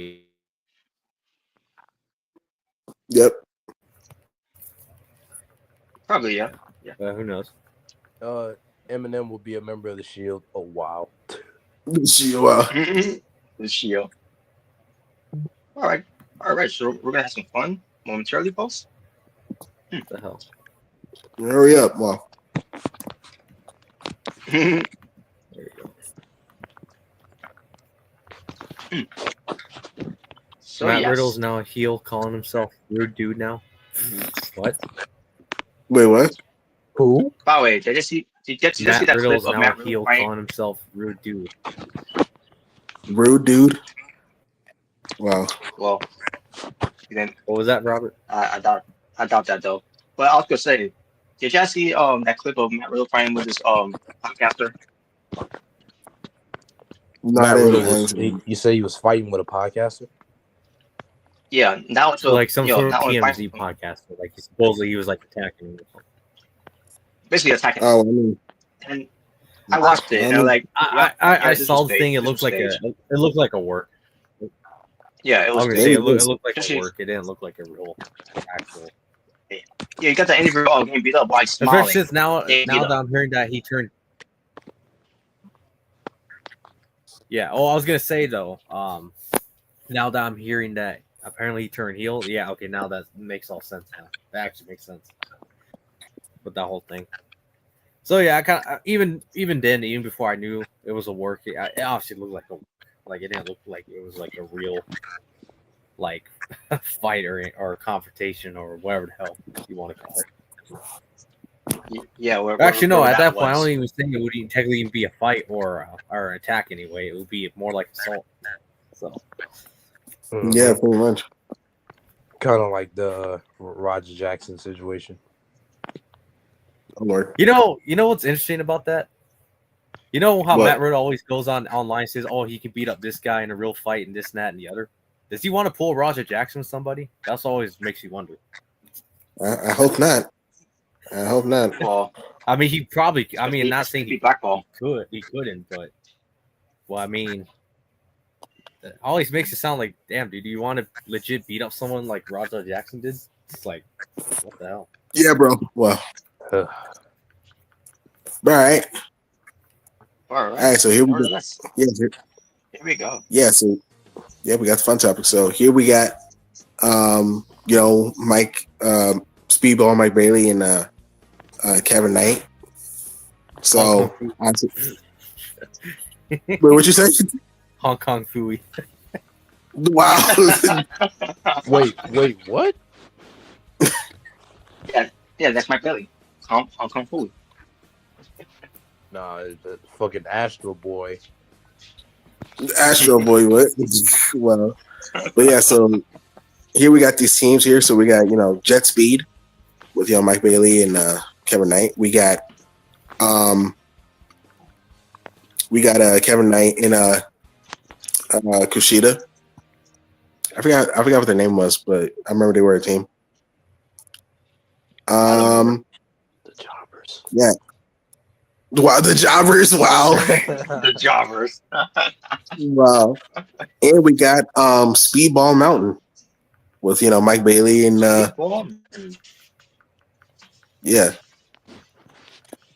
So yep, 10-7. Yep. I hear low blowing people. So Wow. I mean that's what he does when he turns on someone. He low blows them. He did it to Tyler Bate and Mike Bailey. Yeah, so for this one, you pick like your favorite team here. Like your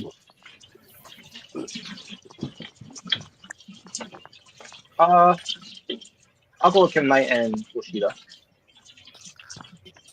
Okay. Yeah, I'll go with Kevin Knight. Yeah, same. I'll go with Jet Speed. Jet Speed. All right. Why did he lose? Wow. Wow.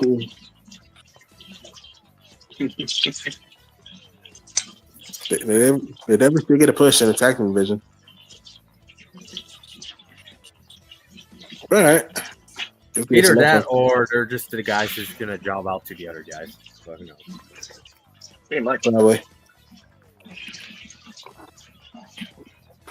I don't know.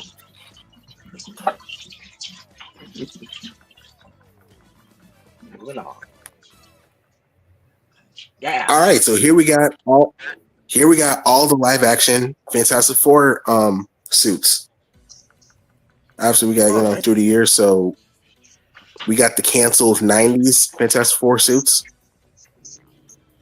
We got the Fantastic Four suits from the 2000s. The first movie and Rise of Silver Surfer. Yeah. We got the god awful 2015 garbage. Yeah, we don't mention that. All right, moving on. Garbage. We got Mr. Fantastic's suit from Doctor Strange Multiverse of Madness, like his suit. We got Human Torch's suit. When we thought he was Captain America, Yeah.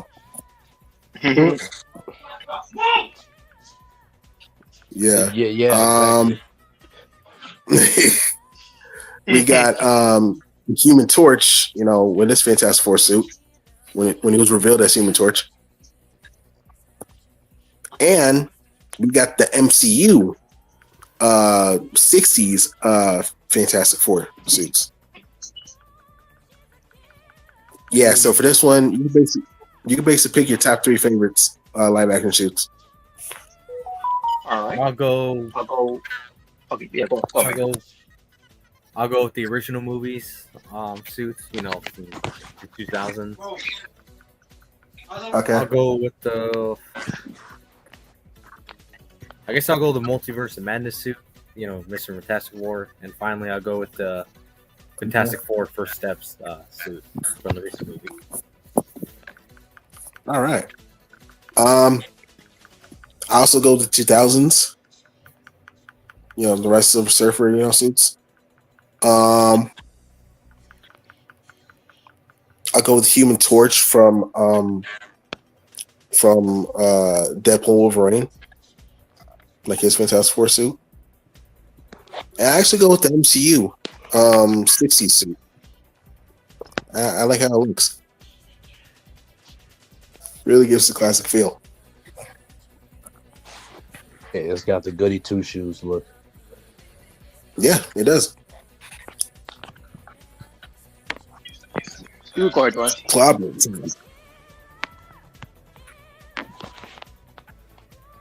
Yeah, you can go, Jordan. I'll go with the Fantastic Four from the 2000 suits. All right. I will go with Human Torch and Deadpool and Wolverine, even though they did him dirty. Yeah, they did. And finally, I'll go with the Fantastic Four First Step suits. All right. Nice. So, how many choose from again? 3. 3? All right. I'll go with the original from the top, and I'll go next to it from the first Fantastic Four movie. All right. MCU, and I'll go with the new one. All right. Cool. All right, so here we got all of Seth Rollins. It's Robert's boy. It's Robert's boy. Yep. These are basically all the teammates and factions that Seth Rollins has had, through the years. So for this one, basically, you could pick like your top 3 favorites.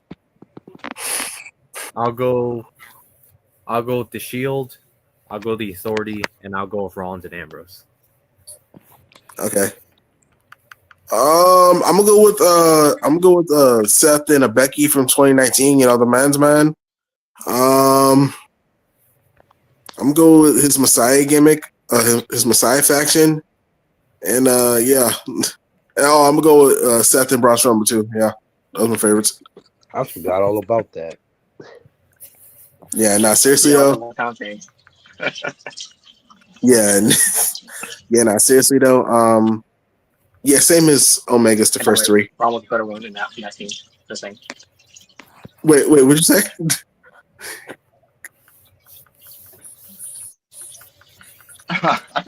Yes, Braun was a better team. All those three.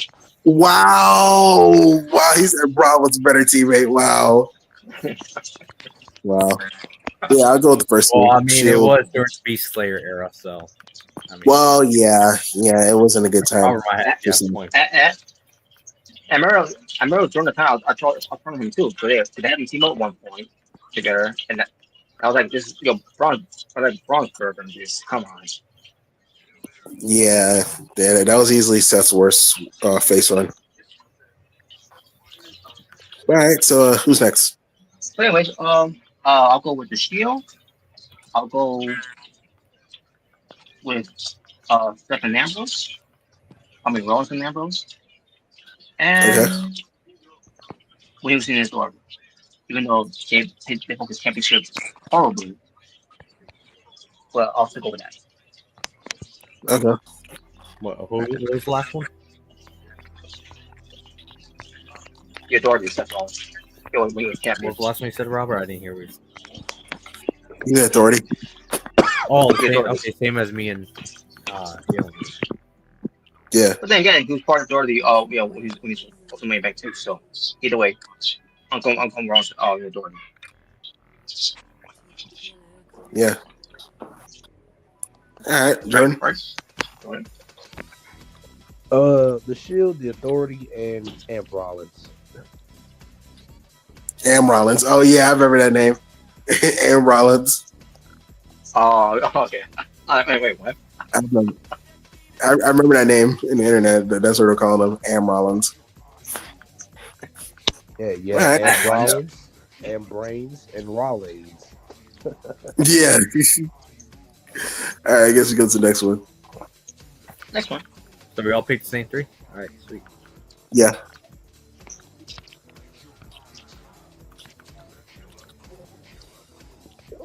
All right, so here we got all the Judgment Day members. Yeah, so for this one, you pick your top 4 favorite members of Judgment Day. I'll go with Finn Balor, Rhea Ripley, and I'll go with Roxanne Perez. All right, simple. Well, I'll go with Damian Priest, Rhea Ripley, Finn Balor, and Dominic Mysterio. The OG4. Yeah. Or the core 4, I guess you could say, at one point. Yeah, pretty much. Mm-hmm. Marbles are truth. Right. Oh, God. Commercial break. Stu, commercial break. Okay, that was right. That was funny, yeah. It's like it was like we're gonna break you. All right, I'll go with Dominic during the Judgment Day. Excuse me. Okay.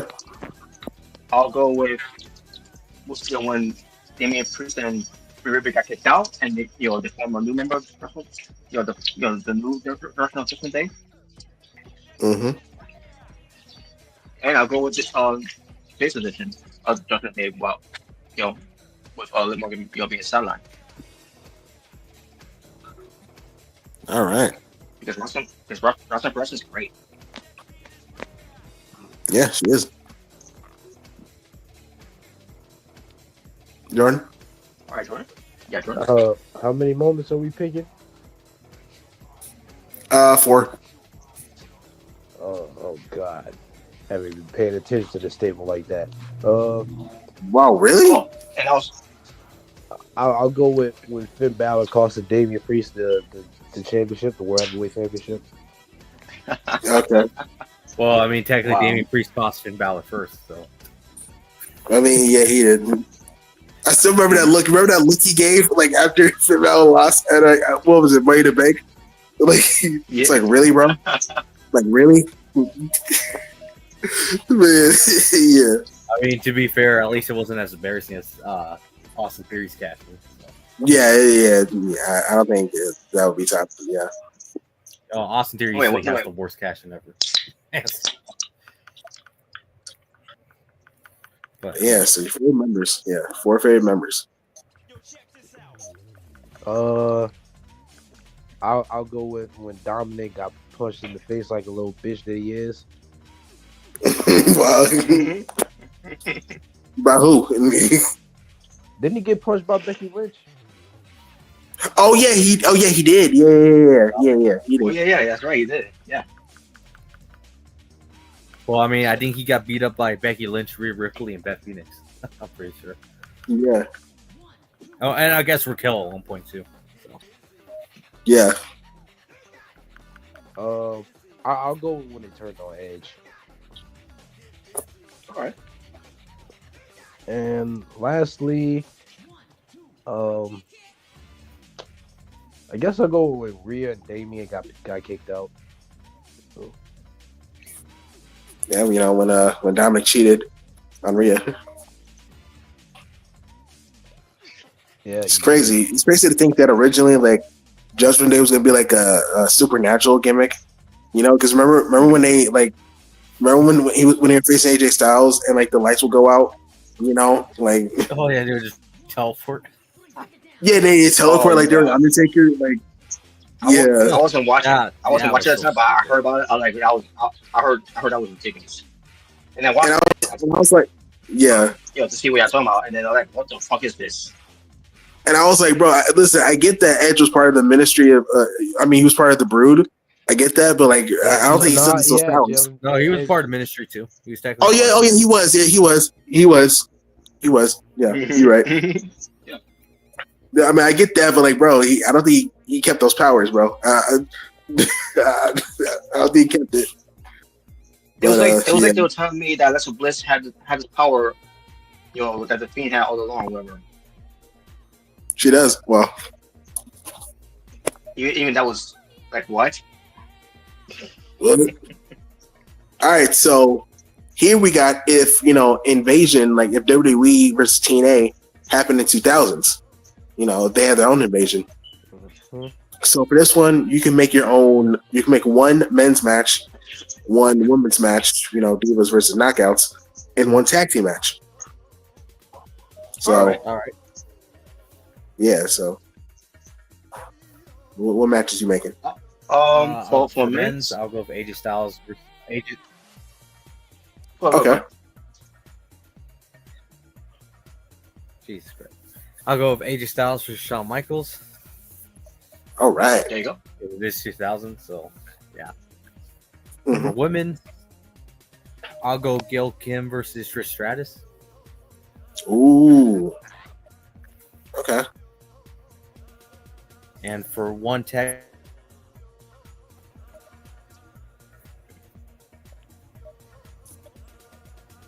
I don't know.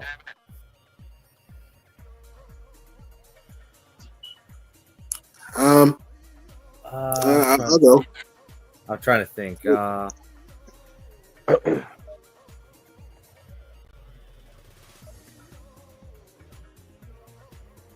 Okay. I'll go with.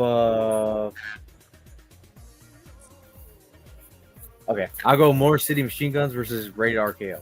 Oh, something. Ooh, okay. All right, that's not bad.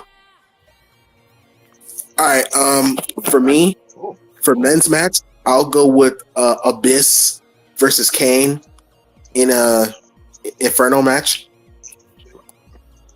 That'd be awesome. for Divas versus Knockouts, I'll go with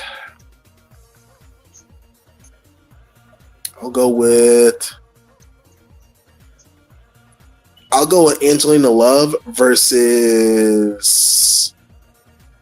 Trish Stratus.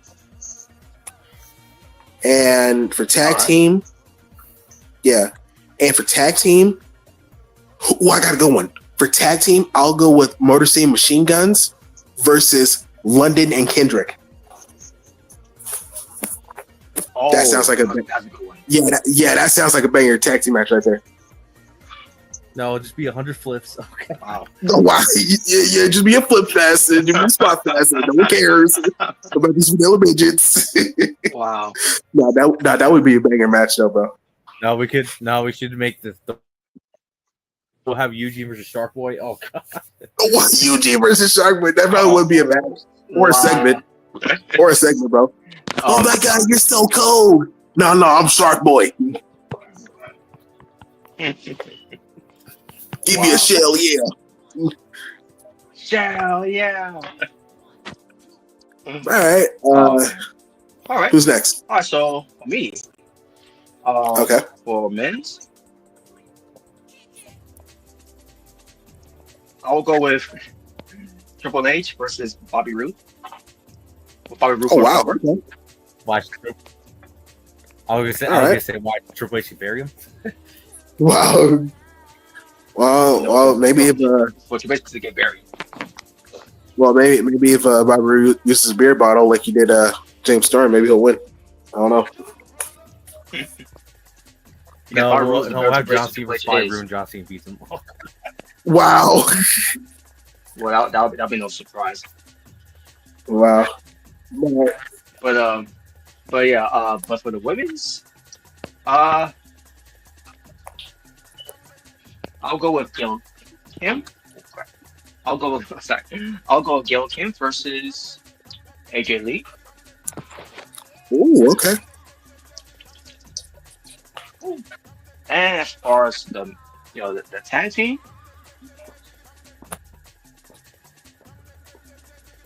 I'm gonna go with Lay Cool versus the Beautiful People. Oh, all right. That's not bad. There you go. That definitely make a really good. That'd be really cool. Yeah, you know they would have some issues. That'd be a good cat fight. Cat fight. I think he's way behind because I'm like, what the hell are you talking about? Cat fight? He just said the tag team match.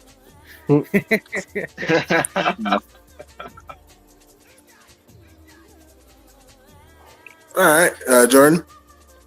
Yeah, Jordan. 3 minutes. 3, come back. 2, 1. Okay, never mind. All right, go ahead, Jordan. For the men's match, I'll go with Batista versus Samoa Joe.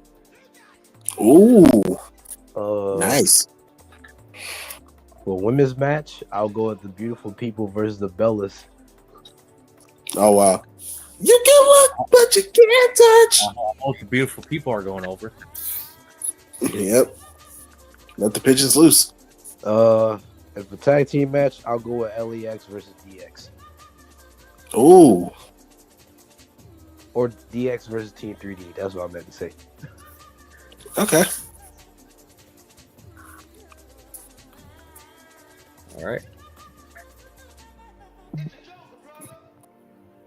All right, we got Brock Lesnar, the Beast, the Conqueror, The Beast. the next big thing. The Farmer. Yeah, the Ultimate Farmer. Yep. Mr. Jimmy Johns. So basically, here we got like all of his accomplishments right here. In wrestling and MMA and even football. So basically, for this one, you can pick your top 3 favorite accomplishments from Brock Lesnar. All right. Yeah. I'll go for. There you go. Yeah, I'll go for the 2002 King of the Ring. I'll go with the 2003 Royal Rumble. Okay. And I'll go when he became the youngest WWE champion in history by beating The Rock at SummerSlam 2002. All right. And my honorable So, will be his UFC Heavyweight Championship win. all right, cool. All right, for me, I'm gonna go with this 2022 Royal Rumble win, and I'm gonna go with 2019. Money in the Bank winner. It became Mr. Money in the Bank. No, seriously. Also, we want this honorable. Yeah, exactly. Actually, you know what was worse in those two moments? In my opinion, you know what was worse? When he won the Universal title after Roman Reigns vacated it after he, got diagnosed. Oh, yeah, that was even though it should have been Braun Strowman in that match, in my opinion, not Lesnar. Mm-hmm. If you guys remember that. Yeah, I remember. But I do. Yeah, but now seriously though, I will also go with him, being King of the Ring. I'll go with him as undisputed champion, the WWE undisputed champion, and I actually go with him as the WWE World Heavyweight Champion. Yeah, after he squashed my boy. That was yeah. That was the best moment. Cena. Take that. SummerSlam is one of the best moments ever. Truly one of a kind. The WrestlePalooza may have been a bad show, but the one thing, WrestlePalooza might have been a bad show, but the one thing I will always remember from that show was watch Cena. For the last time, that was great. That was great. That was great. Next to is Io and Stephanie had a great match. That was great. Cry, kids, cry. Wow, cry. Wow. All right, Jordan. I'll go with 2003 Royal Rumble winner. 2022, not so much. I'll go with the 2019 Money in the Bank winner because I actually did enjoy the Brock party. Oh yeah. I got it. Yeah, right. And I'll go with he was UFC heavyweight champion. All right. For me, I'll go with 2002 King of the Ring, 2003 Royal Rumble winner, and finally I'll go when he became the youngest WWE champion in the history of WWE. Mm-hmm. Yeah, you hear that, Randy Orton? Huh? You hear that? Well, I mean, he became the youngest world heavyweight champion. He became the youngest world heavyweight champion, so that still counts, Jordan. Oh, fuck him. Who did he beat again? I got nothing to say. Huh? Who did he beat again? Oh yeah, I don't know. Chris Bacon, I guess. Yeah, Exactly. Who did he beat again? No, who did you beat? What was his name? That's how. Yeah, that's one thing I forgot for Randy Orton. That's one thing I forgot for Randy Orton, man. Yeah, I forgot his big title one. Yeah.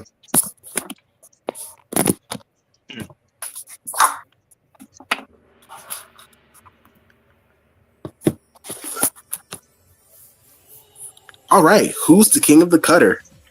So for this one, basically, you can pick like your top 3 favorite, wrestlers that do the cutter. Basically, all right. Well, mm-hmm. I'll go with Randy Orton, obviously. Boo. Say boo all you want, but it's iconic. It's iconic, so you can't deny that. Yeah, iconic to Mark.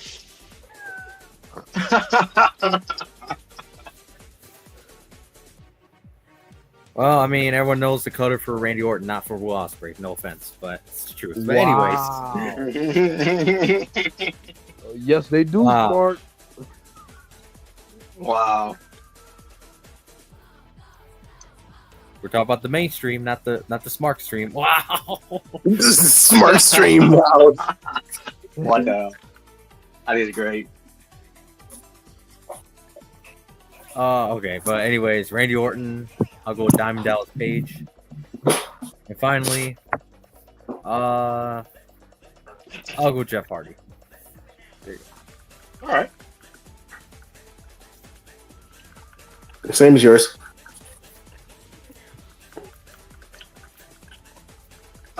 Same as well.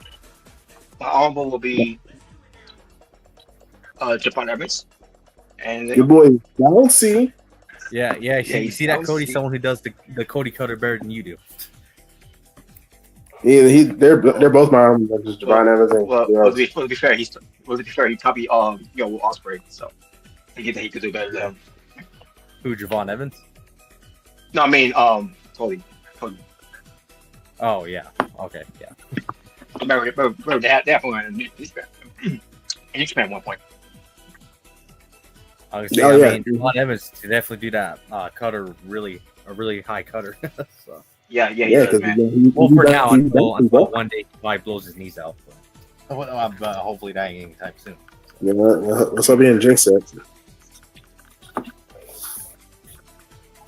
All right. Who's next? I'll go with North? DDP.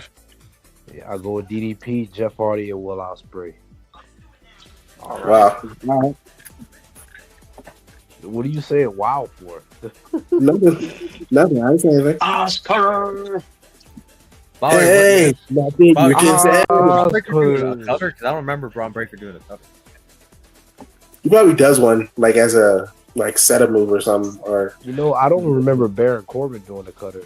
Then again, I don't remember anything Baron Corbin does. I don't remember Braun Breaker or Baron Corbin doing the cutter.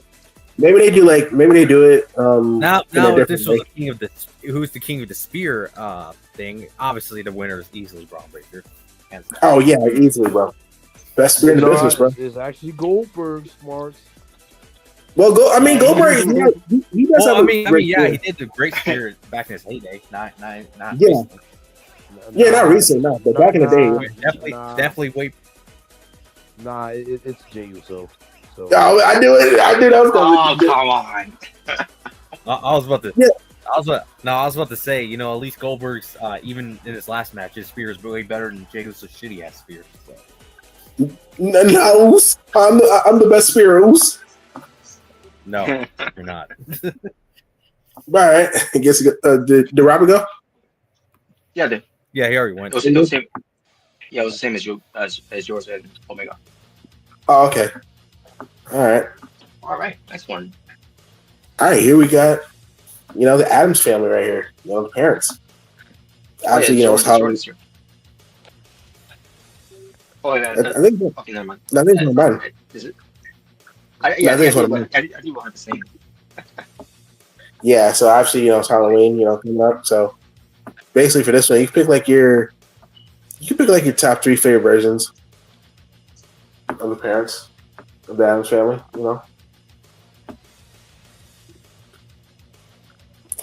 See, you and Jordan had two. This is the same topics, which we'll get to. Okay.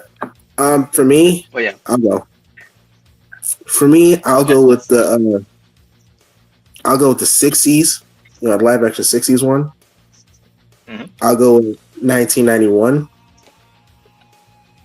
And I'll go with 1993, the sequel. all right. So yeah. Yeah, same here. All right. I'll go with 1991.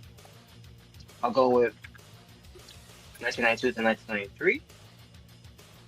And I'll go with 1973.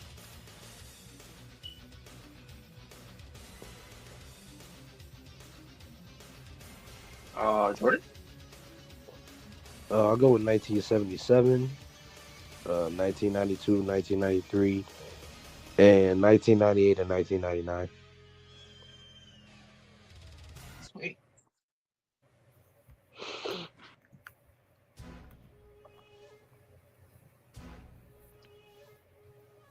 Okay, now is one Jordan's. Yeah, now this is Jordan's. Oh, you could, yeah. These right here are some of the greatest rappers of all time. So you can make a rap group using 3 of them. Ooh, okay. I'll go All right. Tupac, Eminem, and I'll go Biggie. I'll go Biggie, Tupac, and Ice Cube.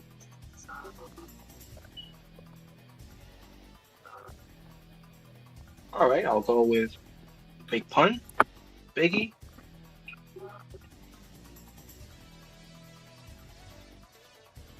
and Tupac.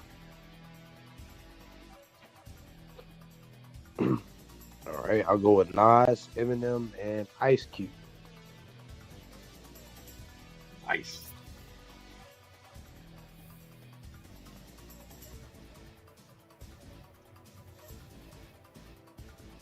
Okay. Yeah, I guess we can Mhm. move on. Guys, Travis Scott is better than all these guys. Oh, Oh, you get the fuck out of here. Machine Gun Kelly is actually Keep going, a keep great going. rapper. Yeah, just keep going. Keep going. Okay, there we go. All right, now this right here is the complete opposite. Most of these rappers are trash. Most of these rappers are trash. Most of these rappers. Well, Come on, you're Bow not Wow. wrong. Bad. You're on Yeah, an no, 8-hour I road like Bow Wow. trip. You're on an 8-hour road trip, and you can only listen to one of them. Bow Wow. I'm listening to Bow Wow.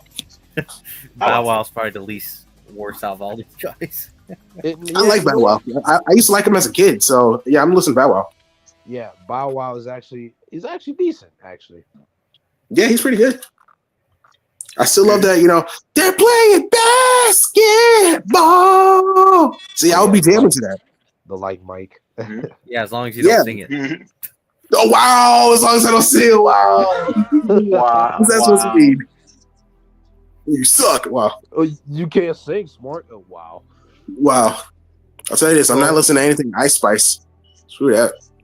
Or Well, Blueface. Jalen, that's what happens when you think you're the shit. I would. And you're not even a fart. All she's good for is twerking, bro. That's about it. That's about it. I'm serious. She's good to look at. Kind of like Uh-huh. Megan Stallion. Yeah. Good to look at, but Yeah, exactly. not very good. Exactly. Singer. Better listen to her than Sexy Red. Speaking of Sexy artists, Red's the worst.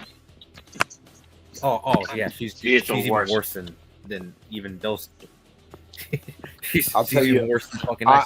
I'll tell you who's not good for either one of them. Cardi B. Yeah, you hear that, Robert? Huh? You hear me? You hear me? Hey. None taken. Well, actually, speaking of singers, by the way, I was gonna say, speaking of shitty singers, have you guys heard about Bad Bunny's apparently gonna headline the halftime show? Oh, yeah, I heard about that. Yeah. I heard about that. Yeah, I heard about that, yeah. Well, we'll see how it turns out. So. I heard about that. I'm like, oh, all I'm gonna say, Robert, is sorry, but for when it comes to halftime show this year, skip. That's all I'm gonna say. Yeah. Yeah. I don't hate Bad Bunny, Maybe but it'll be good. I We'll don't see. hate him. Yeah, I don't hate Bad Bunny, but I'm not really. I wouldn't bet money on it. I'm not making money on it, but it's just I'll give it a shot though. Hey, maybe we'll see Booker T. Like the song. Yeah, maybe we'll see Booker T, baby. I don't know. I'll give it a chance. But yeah. Yeah. All I'm gonna say is, really, couldn't be anyone good. Well, we weren't gonna get on the Sexy Red. No. Bad Boy's not bad. I was just songs. It's not bad. I did like his song from Backlash. That song was actually pretty catchy. That is catchy. It's just depends how he performs because he performed at the at halftime show before with Jennifer Lopez. And that was only because he was a cameo appearance. Oh, yeah. Well, Jordan, what's your thoughts about Bad Bunny headlining the halftime show this year for the Super Bowl? I mean, I don't really listen to the dude, but more power to him. As long as he's not wrestling, then I'm fine. Come on, What's wrong with him wrestling? He's not bad. it's not bad. Nah. Hey, better than him and Travis Scott. I'll say that much. Yeah, exactly. They both suck. Wow, I wouldn't even compare Travis. I wouldn't compare Bad Bunny to Travis Scott, bro. They both look like Make-A-Wish kids. Wow. Wow. Yeah, exactly. Wow. Wow. Well, actually, you know what? That's bad when even Bad Bunny, I'm pretty sure, had more muscle than Travis Scott. That's even bad. Pretty much. Well, unlike Travis Scott, I don't think Bad Bunny is a crackhead. So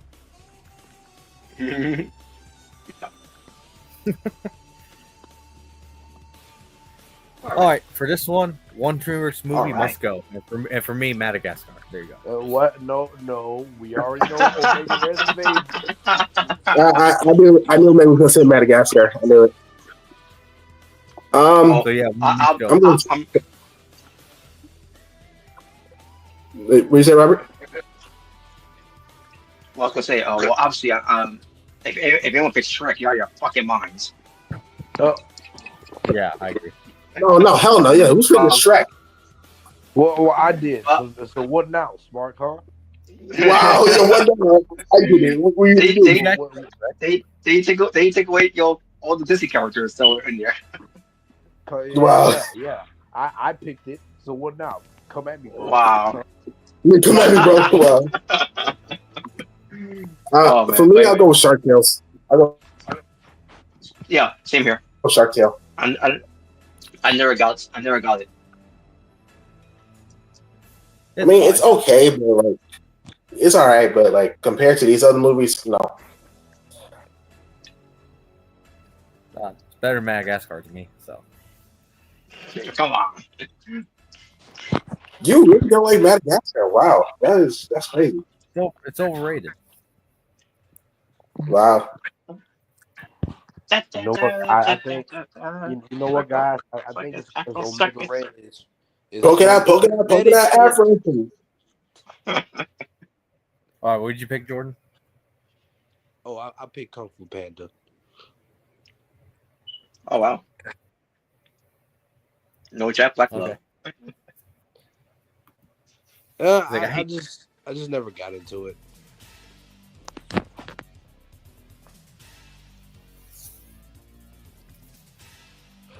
All right, guys. We got the mid-card belt. I mean, the Undisputed Championship. Oh God, Yeah, that's right. The mid-card belt. Yes, I remember that. Yeah. All right, so for this one, how the fuck does it look like a mid card? What? I'm still wondering if that's to this very day. I don't know, bro. Yeah. I don't know. Don't actually. Yeah. Who said that again? Some idiot on a Some YouTube loser. video. I said, "Oh, it looks like a mid card." I'm like, "What?" Are you retarded? Yeah. Yeah. Well, if I remember correctly, he's the same guy who said, "Oh, this looks like a mid card belt," and then put that mustard belt as like one of the greatest. I'm like, "Fuck out of here." Yeah. Oh, yeah. So the mustard belt and then the original I Big W. remember that guy. Yeah, the original Big W title he put as like one of the greatest WWE Championship designs of all time. I'm like, get the fuck out of here. Yeah, that big dope. All right, so what's this one? Okay, so for this one, the ones that so this version of the WWE Championship, the real Undisputed Championship belt, not that piece of garbage mustard belt. They Yeah, but they're not so Undisputed Championship. So with this one, you get to book your four-way match to fight for the Undisputed Championship. With these guys, in the picture. Yeah. Okay. All right. So, all I'll right. go. For me, yeah, you go. You go first. I'll go with Kurt Angle, Eddie Guerrero. I'll go with Undertaker, and finally, I'll go with Brock Lesnar. For me, I'll go with Eddie Guerrero, Kurt Angle. I'll go Undertaker. And I'll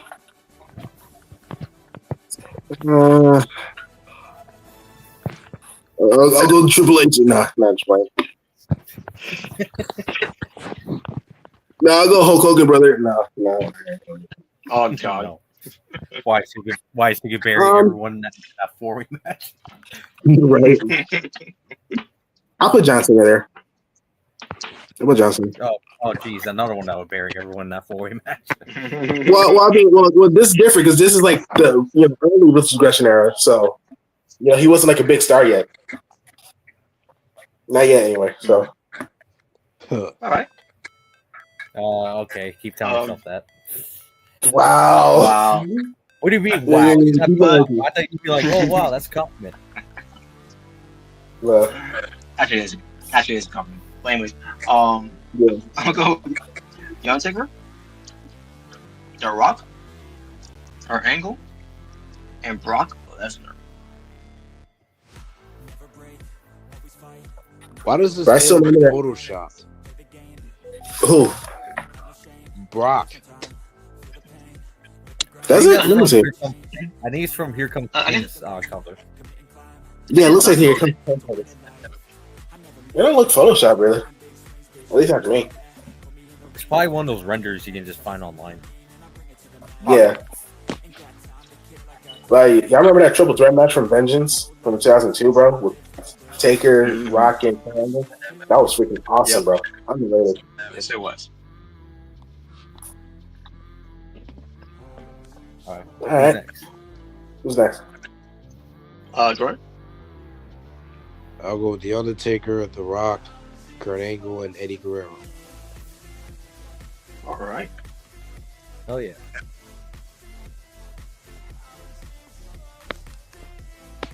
So, you got here Stephanie Vergara, Julia, and Roxanne Perez. So, out of these three, which of these three do you see are in a better position on the main roster? Stephanie back here. The one with the championship.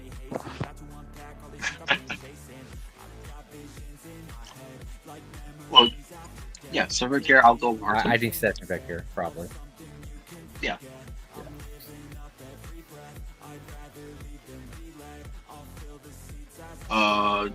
Chilling. Anyone else? Jay Smart.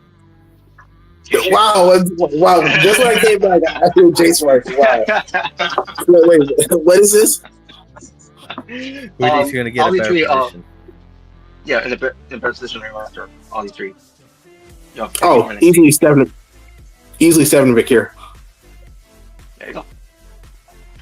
I mean, she's the women's world champion right now, so. Jordan? If I gotta go, who's number two? It'll be Roxanne Perez, just because how they booking Julia. Sorry, no speak English. Oh, no. Imagine they ever say that. That'd be kind of funny if she actually did say that, not thinking about it. Sorry, no speak English. Gone yet? Alright. I think you're on pick something right there, though. Right? Yeah. Okay. All right, sweet. Can we already do this? Just a different one. Yeah, I think we already did this, didn't we? It looks a little different from last time. Yeah, Well, it's different. So, whatever your sign is, I guess I'm Moonlight is because your Ariana Grande obviously I'm song. Cancer. There you go. You're a Moonlight. I'm an Aries, so I guess I'll go with that. Cancer. So that means that means are because you're Aries too. You're sometimes. So what's your sign, Jordan? I'm a Leo.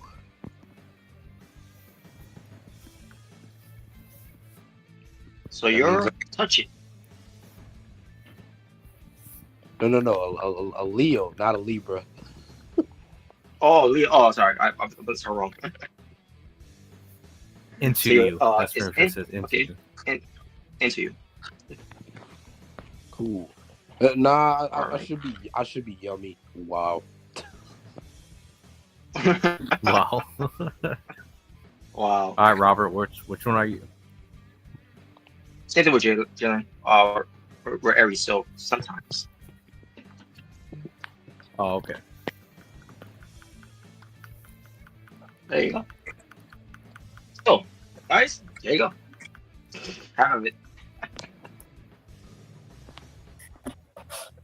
Oh well, I mean, this is easy. I mean, I'm going Cena since he's already retiring. So yeah. Release one. Oh, Logan Paul, get him out of here. Get him out. One. And revive one. I'll go Eddie Guerrero. All right. For me, retire one, Cody Rhodes. Cena doesn't even count by default, so there you go. So Cody Rhodes. Release one. Well, I mean the real answer is Logan Paul, but I don't know. Seth Rollins is kind of tempting nowadays. But anyways, Wow. The hell? Yeah, right. And finally, revive one. I'll go with Eddie Guerrero. So there you go. All right. Yeah, that way we'll finally get the Shawn Michaels versus Eddie Guerrero match at WrestleMania 23. Well, yeah, exactly. Well, I'm gonna go with John Cena because he's already retired anyways. It should be someone else on that list, to be honest with you. But I digress. Yeah, I think that's fair to put in that list. But release one. Yeah, Here you it go, should be Randy Orton. Over Logan Paul, really? Are you serious, I Robert? would not like to hear that one. Over Logan Paul. Actually, no, I'm that's not even the real question. Over Seth Rollins. No. Actually, that's I did think about Seth Rollins. Over Seth Rollins. That's the I did think about Seth Rollins, but like, yeah, Jules was not very doing it. He's Yeah, don't worry, we're gonna. What's his real name? Joshua, or is that Jimmy Uso's name? Nah, I can't remember. that's Jay. I think Jay. No, that's his name. Yeah. So yeah, Joshua Fatu. Jimmy Yeah, is Jonathan. so- I think that's his real name, Jonathan. Yeah, so Joshua Fatu is Ali, I guess. Yeah, the Metal Gear Solid. Oh no. as far as revive one. How There you would go. it happen? There you go. Will be someone to revive. All right, Jordan. Retire one, I guess John Cena. Although it really should be Randy Orton, but I guess John Cena will have to suffice. Release one, obviously, is Logan Paul. Fuck. Yes. And revive one, I will go with Bray Wyatt. Okay. I think Robert's starting to warm up to Logan Paul now. I think Robert's like, you know what? I kind of like him. Yeah, I think so too, bro. I'm thinking that too, man. I think it's starting to Doesn't mean he's not a terrible human being, because he is. Yeah, but still, Robert, Still- you know, I love you, still- man, but Oh, that's why I have to say, all right, get out. Get out! Get him out! Oh man. All right. I mean, Oh, I was wouldn't that really care if Logan Paul beats up someone I don't like. Vikingo. I mean, I wouldn't really even care. Squash him. Actually, I would be happy he squashed. Or it'd be great. Imagine Logan Paul beat up Travis Scott. That'd be the one time I think everyone would cheer Logan Paul. Yeah. Honestly, if we're talking about human beings, I think Travis Scott's actually a little bit worse than Logan Paul. Yeah. Because even though Logan Paul did film a dead body, I don't remember him ever being responsible for someone actually dying, unlike Travis Scott. Mm-hmm. I will at least say that. That is true. That is true. I mean, I'm not saying it's any better, but you know, at least I'll say that, because at least I don't remember Logan Paul ever being responsible for people dying, you know, like Travis. But whatever. But anyways, let's move on. Moving on. So, as you can see, guys, here, of someone that's had retired in WWE in the last match with their opponents. Well, so what comes to this one? Who thinks going to retire John Cena?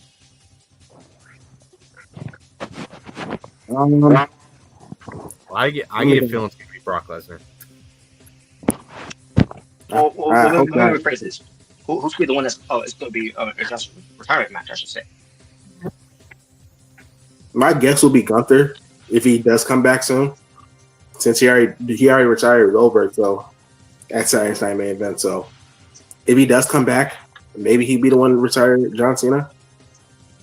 So he could say that I retired 2 legends in the same year at Saturday Night's Main Event. No, They were villains. Yeah, I mean, no, yeah. it should be Jey Uso. What? What? No. I mean, nothing against Jey Uso. I don't hate him or nothing, but like, no. Not Rick Jey Walker. Uso beats John Cena with a shitty ass spear. Oh no. Oh, that'd be the worst way to go, though. No. Not Rick Walker. Jey Uso released then if that's the case. Could we? I don't know. I don't know who could be his last opponent. Now I would Jaber too as well because of Gunther. I would go doing Gunther, but something tells me he's gonna be Brock Lesnar. But so it tells me what's over Femi? Sami Zayn? No. What is over Femi? Oh, I thought you said Sami Zayn. I'm like, they already had a match. I mean, yeah, they did, but I'm thinking it could be over Femi if he gets a call up. Oh, that'd be great. That's a surprise call up. Yeah. That definitely will make his career if he did that. Oh yeah. Yeah, I'm not sure though, but I mean, something tells me he's probably going to be Brock Lesnar, more than likely. Yeah, I guess we'll find out. I mean, unless they could try to redeem Austin Theory, but then that's lost cause. So, we don't know what's never going to happen. Never going to happen. This is not really a fun topic, but when it comes to ESPN, you know. Oh yeah, I know what you're gonna say. Notice how there's one missing. Yeah, notice there's one missing with that logo. Yeah, where the fuck is golf at?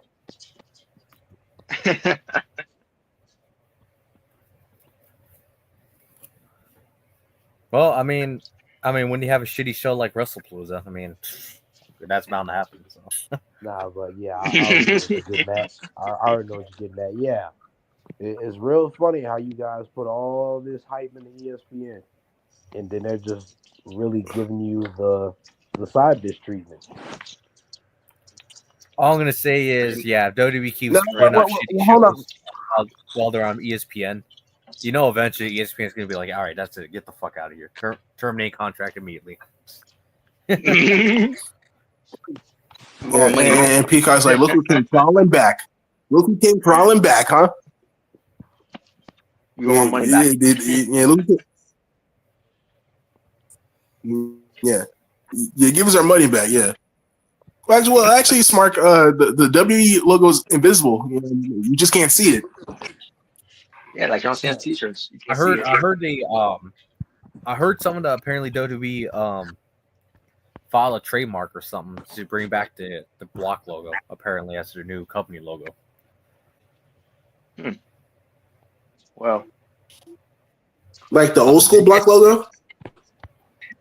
It kind of looks like the old school block logo, but it looks like it's going to be white instead of yellow. Oh, okay. I guess we'll see. Yeah, I saw it the other day. But apparently WWE trademarks a new logo for themselves. Apparently. Well, you know what? Because I remember just for Becky Lynch's theme song cover, they actually did use the white classic block logo. So I remember seeing that. I was wondering why they were using it for that, but I guess now I know why since you mentioned that. So yeah. But back to the social with WWE or ESPN thing. Because WrestlePalooza was not a great show. I didn't think it was that bad, but at the same time, it wasn't what they paying out to be when it comes to we're gonna make it one of the big reviews like WrestleMania, Royal Rumble, SummerSlam, Money in the Bank, Survivor Series, Yeah, like and after ESPN giving him the grade letter a C. I'm like, well, so much for that. and Oh even man, it's that was funny. Even ESPN says also that if it wasn't for Io Sky versus Stephanie Vaquera, no one was missing much watching the show. oh if it wasn't for that match itself, that was they funny. probably got either D or an F. Oh my god, man. And so yeah, so it's a fair grade to give it to it because I agree with ESPN. It was just an underwhelming event that just came out of nowhere, just a counter program AEW. AEW ends up doing the show early at the time. But yeah, it was it didn't have a Honestly, great show even as it even though was both Triple reviews are H. kind of like,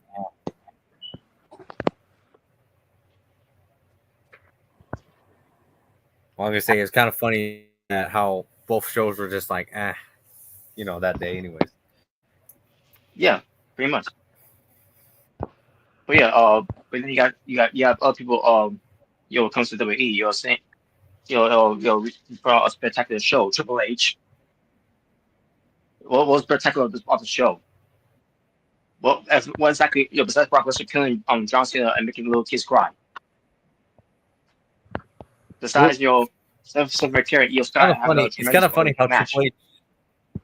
It's kind of funny how Triple H loves to say spectacular while Tony Khan loves to say great. Isn't that funny?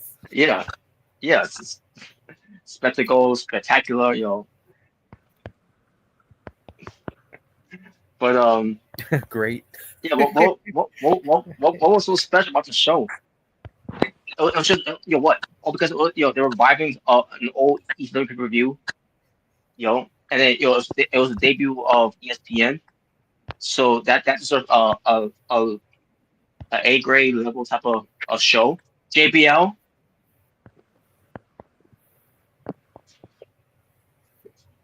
Did you hear about what Oh JBL God. said about ESPN? Giving them a low grade. Basically telling them, No. basically telling them, that they just, that they should have given them an A grade level type of For rating what? because it was a debut show on ESPN and that's it. So you're telling me so you're telling me the first WrestleMania deserves a level A grade because it was the debut of their first ever WrestleMania show in history because of the name itself and because they want to do something when it comes to the celebrities involvements. Now I'm not saying WrestleMania the first WrestleMania was bad. It was all right. You know, wasn't anything that special other than the main event. And then also if you count the women's championship match, was in a lot of involvement. I mean, so basically JBL was basically saying what uh like what you expect them to do, and say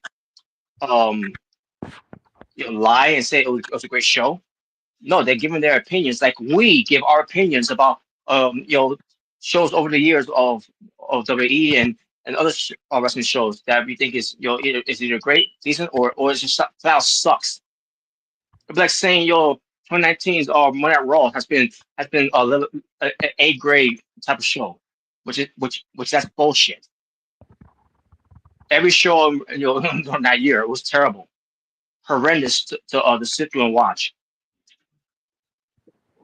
Even on that same year, I believe it was that same year, or was it 2018? It was 2018. Yes, actually, yeah, 2018 was the worst too. 2018 actually got a lot worse, and then 2019, just ended up double down on it.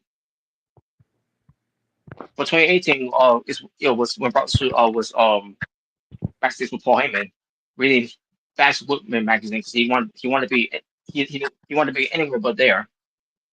Paul Heyman told Gustafson said, have you watched what Colonel said on the show? And Brock literally said, "No, Paul, I don't watch the show. Why would I watch the show?"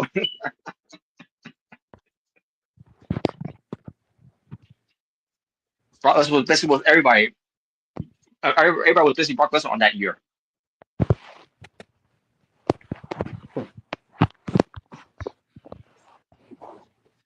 Look, the point is, it's ESPN's decision, in an opinion, of the matter of what they thought, of what they watched was a C grade level type of show, which it was. So the fact that that WWE, went out of the ways, to put himself over, saying that it was a spectacle, which it wasn't, and then where they're in bed with ESPN, they think it wasn't anything spectacle at all. They thought it was mid at best. But that's something that they need to think about when it comes to how they been doing creative and stories when it comes to building up the shows now, and AEW is no better, obviously, but WWE is far more better than doing it than AEW can. And remember when Triple H said earlier this year, after WrestleMania, where people were complaining about the show of WrestleMania, because there were a lot of people who were complaining about the show. It's not just doesn't include WrestleMania; it includes other shows as well. Leading up to WrestleMania and after WrestleMania, basically telling them to to us fans, telling them to shut up and enjoy the show. Stop complaining, shut up and enjoy the show. Are you going to say the same thing to ESPN because they didn't think it was a great show? You should be grateful that they didn't say it sucked, because I didn't think the show sucked. Believe me, I know what a show sucks, and WrestlePalooza didn't suck. But at the same time, I didn't think it was great either. I thought it was okay. And I'm with ESPN. Stephanie McCare and Io Sky, they saved the show. Next to CM Punk and AJ Lee versus Becky Lynch and Seth freaking Rollins. The main event was a letdown. The match wasn't bad, but it was a letdown because of the original plan was Randy Orton was going to turn heel or be the one causing Cody Rhodes and then slowly turn heel on Cody Rhodes that maybe 4 weeks to come. And Drew McIntyre should have been the champion. But instead, they didn't do it. Instead, they did a way to protect Drew McIntyre of losing in the most shittiest way ever.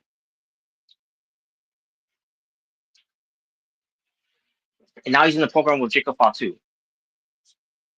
And then wrong with being in the program with Jacob Fatu, because Jacob Fatu, he's great. He's going to be having main events for WrestleMania to come, just like a Braun Breaker.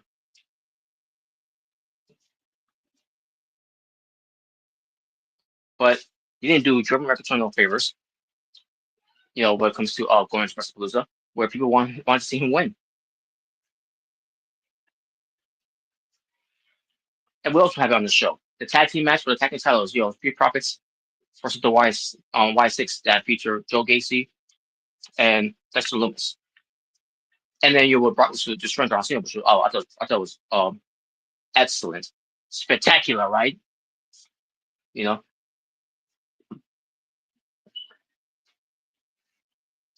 So the fact that you're trying to tell ESPN that their letter grade should be A.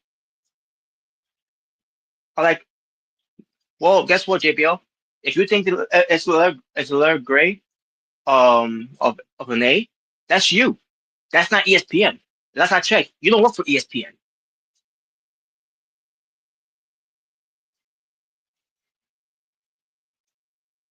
In fact, WWE works for ESPN.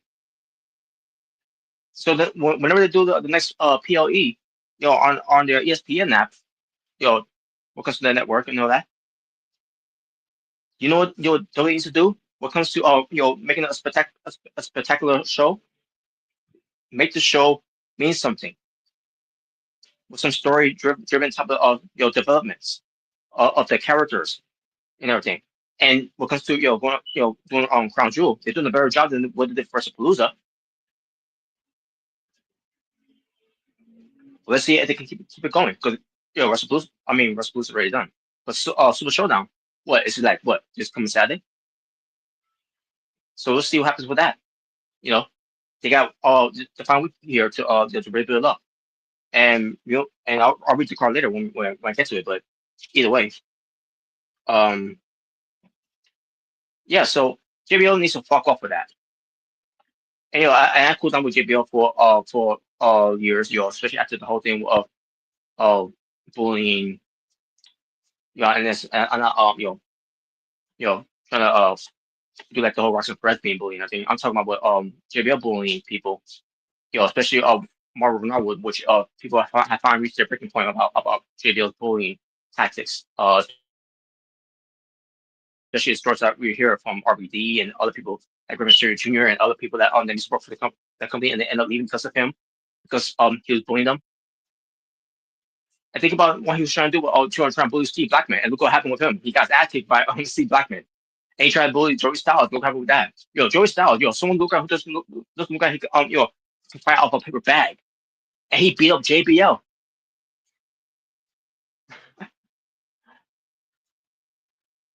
So it just goes to show that Joey Styles ain't the one to mess with either. You push some buttons on that, he'll fuck you up. And that's like what happened with when you mess with Joey Styles. Apparently he knows how to fight. You're that, or JBL super on a banana peel. I don't know.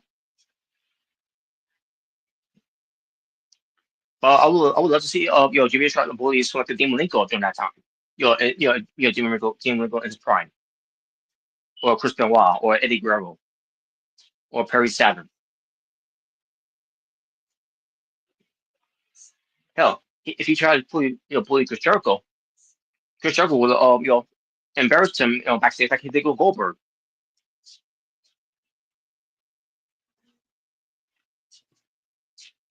So yeah, JBL, fuck off with that. ESPN give it a C because they were not thrilled about the show. They thought it was not that good. It wasn't spectacular. It wasn't a spectacle. They felt it was a mid show. Just like Reed thought it was a mid show as well. We're not saying that's a bad thing, but at the same time, it's supposed to be a pay per view. Your pay per view is supposed to be your whole run type of show. Forget about the weekly shows that they are giving us. Sometimes it'll be mid. Sometimes it could be good, but sometimes most of it is boring. Like a SmackDown. I'd rather watch SmackDown, over AEW Dynamite. But I will definitely will stick with watching AEW Dynamite over watching Collision, because Collision is a dead show. No one gives a shit about Collision. At least not anymore. Especially with CM Punk's now gone, has been gone since 2023, right? Yes, 2023.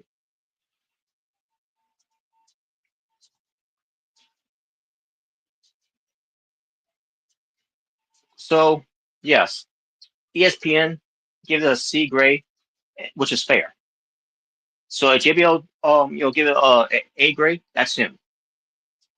ESPN is different from JBL. And it's something that we said too when it comes to it. If we were doing a low grade of it, yeah, most people say it's either a C or B minus. It was a mid show. That wasn't great. That wasn't spectacular. That wasn't a spectacle. And it's not going to be one of the big reviews. It should be only a one-time thing, and that's it. Move away from it. Never bring it back ever again. And let's call that as it is. The only reason why they even came up with a WrestlePalooza pay-per-view, PLE, is because of AEW doing All Out on that same day. So much that AEW decided to do the shows early on that day.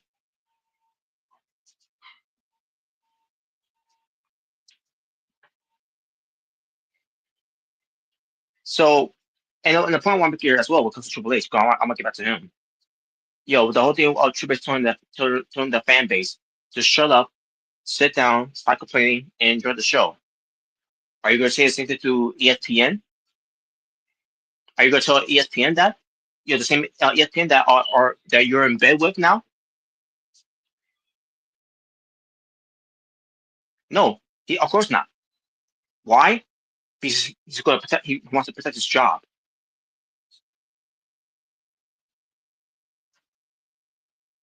That's why he's staying quiet of all this. So Triple H needs to do better with his creative because he's been getting lazy as of late. I don't know what is the reason. I don't know what's the cause of it. I don't know if it's because of TKO. I don't know if it's because of Saudi Arabia. And especially now, I don't know if it's because of ESPN because I'm hearing something about ESPN. They want this and that when it comes to producing the shows. Well, guess what?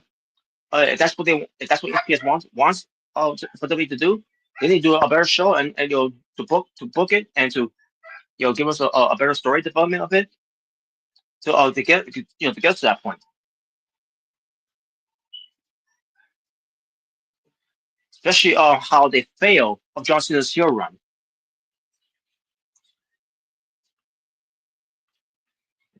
John Cena's heel run could have been something to be talking about for centuries, and they blew it because they're creative the word music that always music here is creative. They're creatively bankrupt.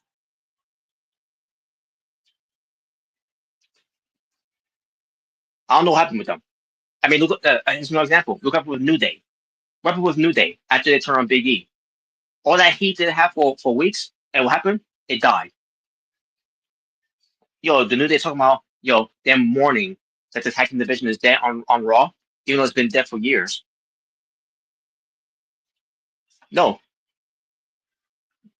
what they're really mourning is the death of the New Day's heel run because they failed to capitalize on it. Because the whole point of it was what was going to lead to Big E ever returning to the to get revenge, to get payback, against the New Day that they kicked him out, they basically kicked him to the curb. No, and it went nowhere because it's like Xavier Woods said in that promo to Big E when they turned on him that he's never going to be clear, and I believe that's a shoot there because look where right now it's almost been a year. Hasn't it almost been a year since they kicked out Big E out of New Day? When did it happen? That close to November or maybe December? We're almost there. It's almost been a year, and look what happened since then. New Day, yeah, they became tag team champions at when they beat the Viking Raiders on at WrestleMania. And then what? They only held on to it for about a good 2 months before dropping it to the Judgment Day. And the Judgment Day, we're back to the same thing with the Judgment Day being the champions. They're holding the belts hostage. They haven't done defend the tag belts, since when? I can't remember who they last defended against.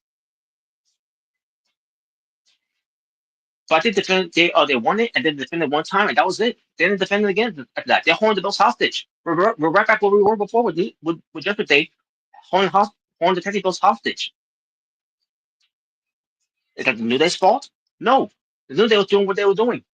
Oh, when it comes to being the tag team champions, even though we didn't think it was great, but they were defending it more times than Judgment Day had done.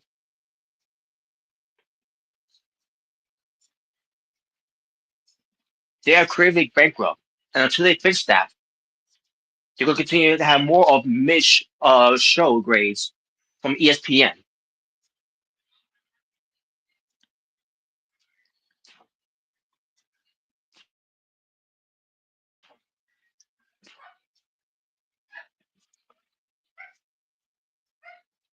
So, that being said, folks, let's go to the card of Crown Jewel in Perth. That's in Australia. So far, 4 matches stands, which is Rhea Ripley and Io Sky versus the Kabuki Warriors of Asuka and Kairi Sane. John Cena of his retirement tour versus the phenomenal AJ Styles. Raw Women's World Champion from Raw, Stephanie Red versus WWE Women's Champion from SmackDown, Tiffany Stratton, where the winner becomes the WWE Women's Crown Jewel Champion. Now he won the belt, but also the the championship ring. And the same applies for the men when it comes to Clay Rose, SmackDown being the not so undisputed WWE champion. I mean, he's a champion, but the belt not so undisputed. First versus World Heavyweight Champion from Raw, Seth freaking Franklin, fucking fuck you, boring Rollins. And that's your 4 matches. Unless they added one more match on the show. I guess we won't find out until we watch Raw and SmackDown to see if one of the matches is going to be on the show. But then again, we don't want to overload the shows, with 5 or 6 matches. Triple H. So I guess 4 matches would be fair, unless they want to do an open challenge for Sami Zayn on that show. But we shall see.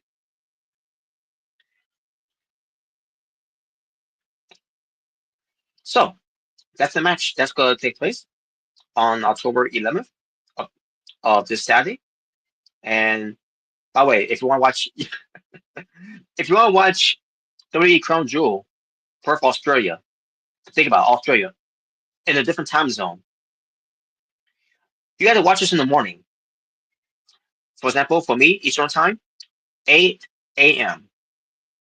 Pacific Time, 7 a.m. Yeah.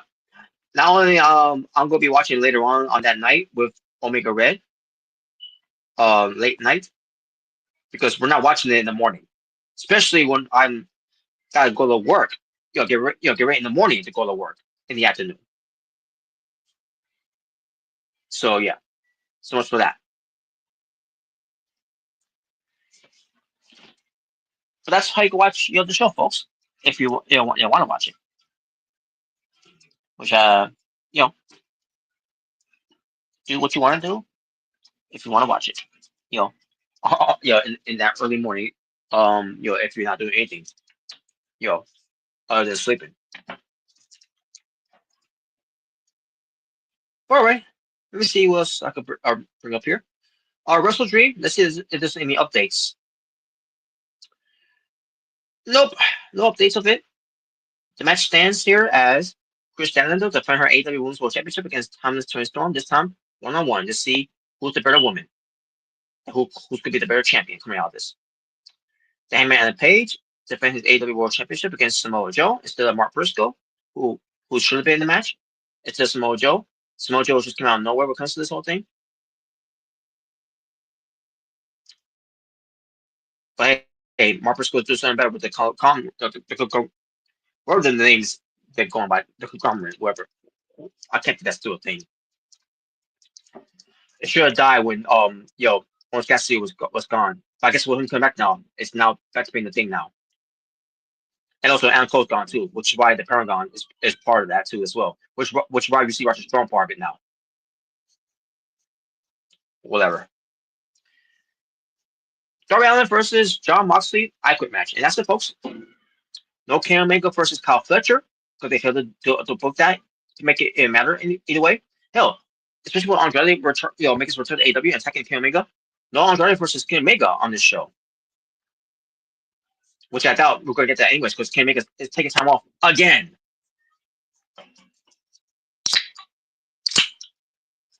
Oh, hurt my finger there a little bit. The tip of it. Yeah, just a tip. Anyways, let's see what's next. Let's see. Bound for Glory. Let me see if there's any updates for Bound for Glory. So far, we got. Yeah, maybe start from the top, and then I'll go down, go from the bottom. I'll go from the top all the way to the bottom. Leo Slater defends his TNA X Division Championship against NXT's Javon Evans. The Inspiration, who are new TNA Knockouts World Champions after beating the Elegance brand on TNA Impact. The fallout from Victory Road. So it's gonna be another one. They're gonna do it again, a rematch, and there you go. These two gain the 20-person intergender Koya shot gauntlet. Where the winner receives a trophy and a contract to vote anytime for a year. Kind of like Money in the Bank for a championship match, but they're choosing. This was Blanchard versus Gia Miller. Gia Miller's promo, by the way, it was great. I love Gia Miller's promo. If any woman that wants to cut a promo, to make it look like it could be serious, intense, and look at she had a passion of what she said she's gonna do to someone like a Tessa Blanchard. Watch the Gia Miller promo there that she did towards Tessa Blanchard. Holy shit. That's a promo.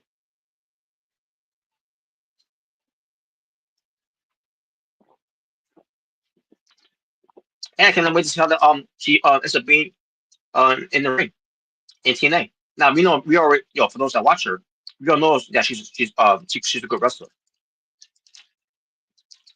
So we're gonna see what she's gonna do against one of the best in Tessa Blanchard. Even though I don't care for Tessa Blanchard either way, but still. If anything, Tessa Blanchard should not win. But it tells me that she might win. But again, we'll get to more of this one. We'll do some previews when we get close to it. By the way, isn't Valkyrie on the 12th? Let me see. Actually, yes, it is. Oh yes, yeah, it's this Sunday. Holy crap! But let me double check just to make sure. Where is it? Oh, here we go. Yep, on the Sunday. Wow, that's crazy. Where are we at, Valkyrie? Well, that means this week's on Thursday, TNA Impact is the home show. So they got one more show to go to after this Bound for Glory show. That's going to be in Massachusetts. But let me continue with the card here. So the system. It'll feature Moose, Richard Edwards, Brian Myers, Eddie Edwards, and JTC versus the Order 4, Mustafa Ali, Tasha Steeles, Agent Zero, or should I say Special Agent Zero, Jason Hodge, and John Schuyler, and a 10-person intergender hardcore war. Excuse me. Basically, this is their own version of War Games, except there's no cage and no 2 rings. So there you go. That's basically what they're doing there. And also, the Knockouts is involved in this one, so this could make it even more interesting. Klein Jordan defines the TNA Knockouts World Champion from NXT versus Indy Hartwell.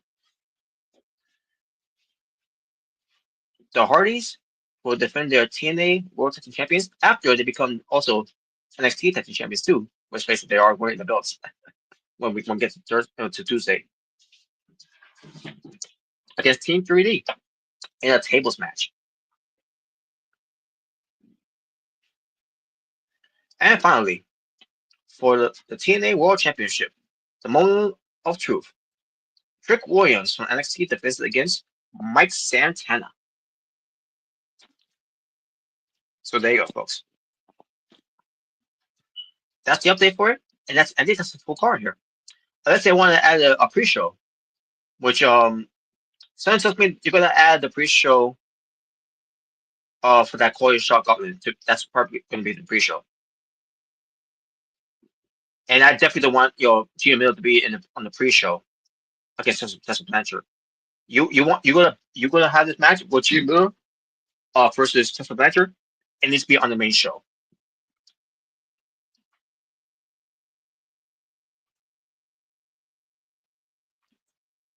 So there you go. And 8 matches. So there you go.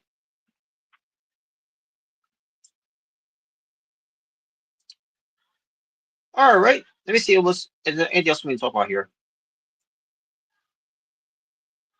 Has there been matches been made for Halloween Havoc yet for NXT? Because we're already done with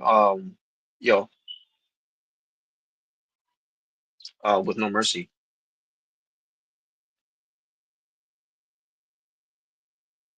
Let me see. It'll be on Saturday. for their PLE for NXT on Peacock. NXT Halloween Havoc on October 25th on a Saturday.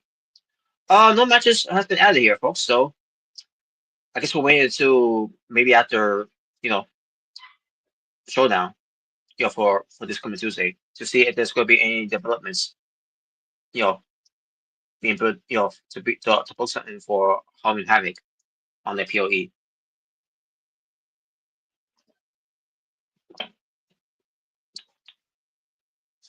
All right. I think that will pretty much do it, folks. Let me just double check something here before anything here. I guess that's pretty much it there.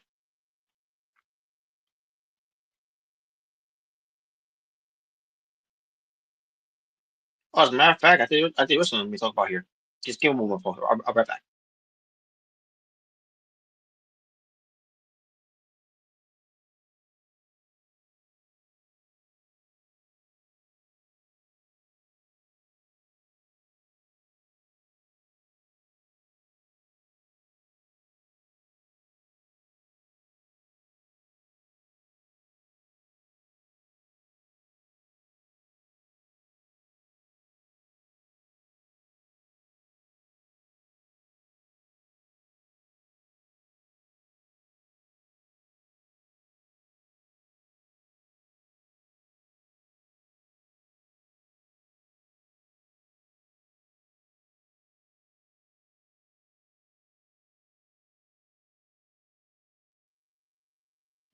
All right, folks, I am back. So there's something I want to bring up to you, folks, and here it is. I believe this was the top 10, right? Let me see. Let me just double count this. Double check, I should say.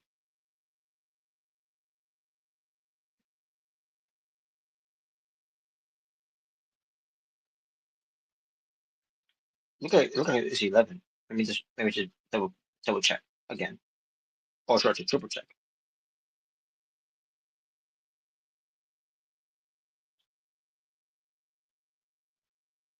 Oh, okay. I think it's 12. Now let me do it one more time before I really get to what I'm about to do here, folks.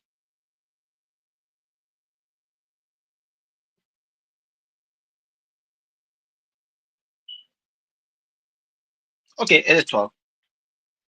All right, folks. So what I'm gonna do is I'm gonna read you the top 12 that someone made a video of when it comes to what happened to these wrestlers.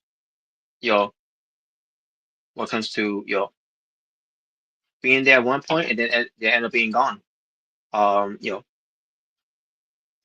and two of them unfortunately are deceased. So let's get to it.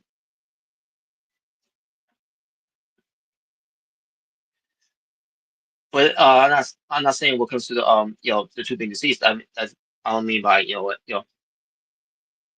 what comes to where are they now? Not saying that. I'm not.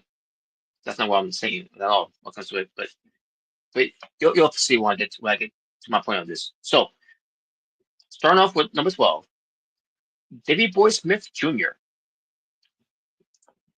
If you remember Davey Boy Smith Jr., he is the son of Davey Boy Smith, the British Bulldog. Now Davey Boy Smith Jr., who was D.H. Smith, and then he became David Hart Smith, of the Hart Dynasty with Tyson Kidd and Natalia when they first came in. All three together. Only for the team to break up because of Tyson Kidd, and Natalia went to do her own thing, and Tyson Kidd and David, David Boy Smith Jr. ends up, or at that point David Hart Smith was they were in the program until they were no more because Tyson Kidd went to do his own thing with the bodyguard of his, which he went nowhere, because he ended up being fired afterwards because there was he was something that he did, and David Hart Smith Jr. was fired, gone from the company, then ends up going elsewhere, and being big there. Only to come back in summer from 2021, I think it was, or 2022. I think it was 2022. No, actually, it was 2021. We came back. It was a house show, and he was gone from because of he contracted COVID-19, and after he recovered from it, they didn't use him at all, only to fire him.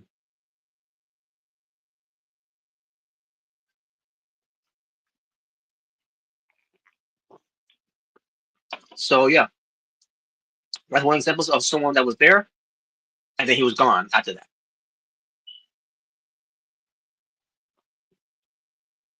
And we don't know where he's at now. Other than maybe wrestling elsewhere, you know, and was never brought back to the company even after this man has folded and stepped away not once but twice from the company.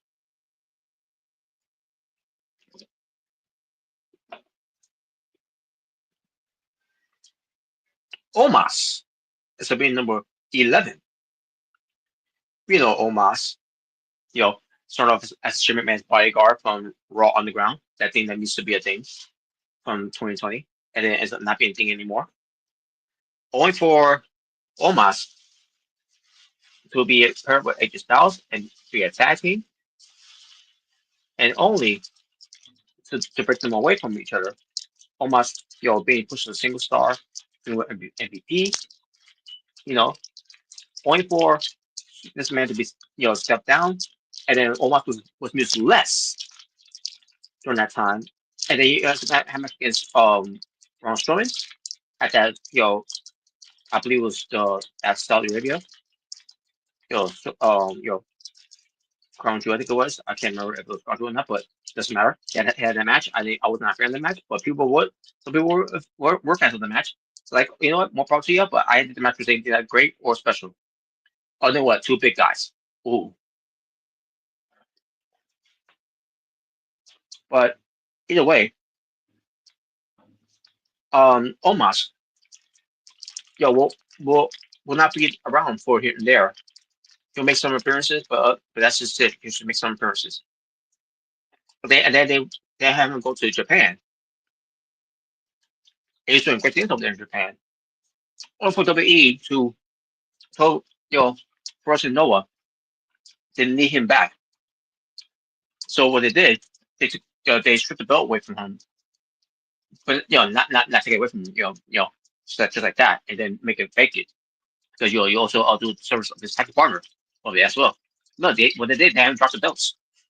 Only for Omos to be mused 0 times in 2024.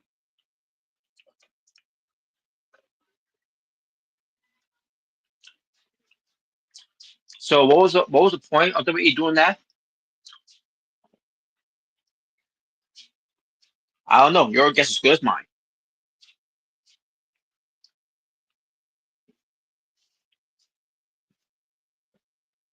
Maybe it was close around. It was around the time that the MVP, Bobby Lashley were leaving, and Shawn Benjamin was. I think he was already gone at that point. So it was very weird. And we didn't see Omos until we saw him at what, Triple A? I mean, not Triple A. Oh yeah, Triple A. Triple A, Triple Mania.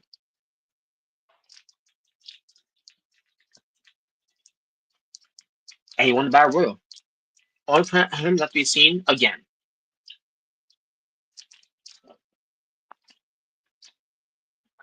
Bray Wyatt, who was number 10. Now, obviously, Bray Wyatt of the Wyatt family. Start from FCW, that turns into NXT, and it's a country main roster for the rest of the Wyatt family. And they were white hot, on there, which crazy didn't know, really what to do with them. I'm pretty sure that whole Wyatt family was a Dusty Rhodes pet project. And Triple H leech on that because of the lantern entrance.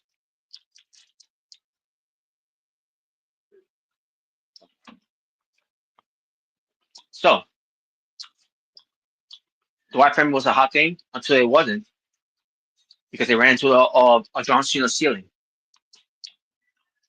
and they ran into more ceilings. It was more than John Cena's ceiling. It was a Vince McMahon ceiling.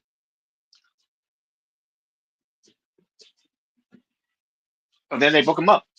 Bray Wyatt ended up being on his own. He started off, getting over on his own until he met the Undertaker ceiling, or more like the Undertaker's graveyard, that he couldn't dug himself out.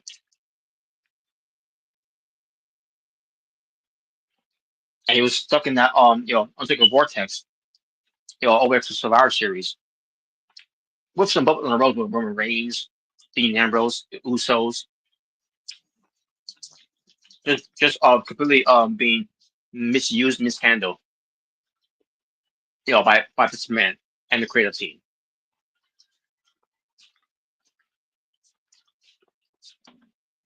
But then going through everything that Bray Wyatt did, leading up to him winning the title finally, and then dropping it to Randy Orton in a shitty way, and then being gone, and then being brought back just to be pinned. Which is why he was the eater of pins, the eater of worlds. Only for him to come back, with this new great idea of Bray Wyatt being basically like a Pee Wee Herman, Mr. Rogers, Steve from Blue's Clues type of gimmick that he was doing with the Firefly Funhouse with the puppets.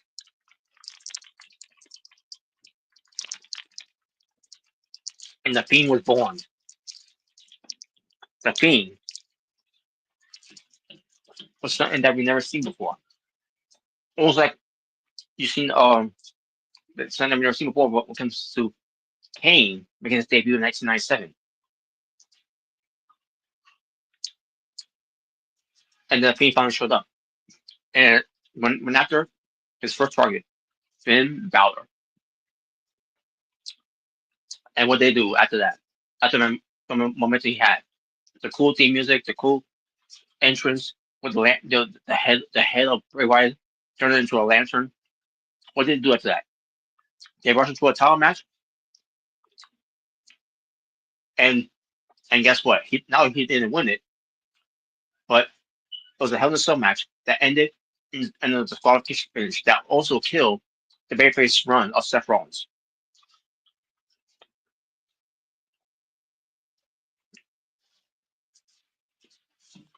They completely damaged the character. But the character, couldn't recover after winning the belt from Seth Rollins at Crown. I think it was Crown Jewel that year as well. But then we get to 2020 where he went to Crown Jewel. Went to Saudi Arabia again. I believe it was for Super Showdown. Only to get beaten by Goldberg.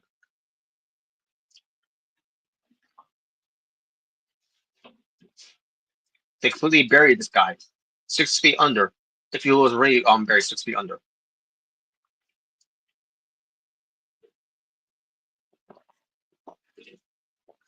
And the whole mistake of Bray Wyatt was dead again. And there was no recovery from it. Not even Alexa Bliss could help recover him from it. I mean, she was a small part of it, of him recovering. But at the end of the day, guess what we ran into? The Randy Orton ceiling. To no fault of Randy Orton, obviously, but it didn't help it, and it cost us going against Randy Orton. He got burned alive. Only for him to have a burned outfit, and this man expected him to wrestle in it, which it was impossible to do. So they just say, that makes no sense. He used his power to be unburned. Or for him to to have a horrible match with Randy Orton and lose because of a distraction with black goo, whatever, dripping down up her face.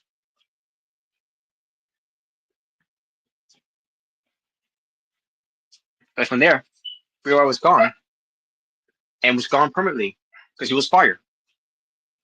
All for him to come back in 2022, to start over again, to see where the rest is going to be in this time. And then we get to 2023. He's going to go into WrestleMania where originally it was supposed to be against Karrion Kross, but then this man came back. When it comes to being creative, and he interfered of creative. He was not fully in charge, but he got involved with creative, and they wanted Bray Wyatt versus Bobby Lashley, and then and it not happened because Bray Wyatt got sick. I don't know what happened with that after that. It was because of the unfortunate passing of Bray Wyatt. Rest in peace, Bray Wyatt.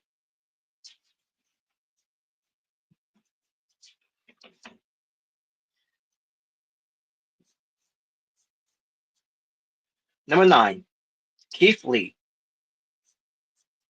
Keith Lee, obviously, got so over on NXT.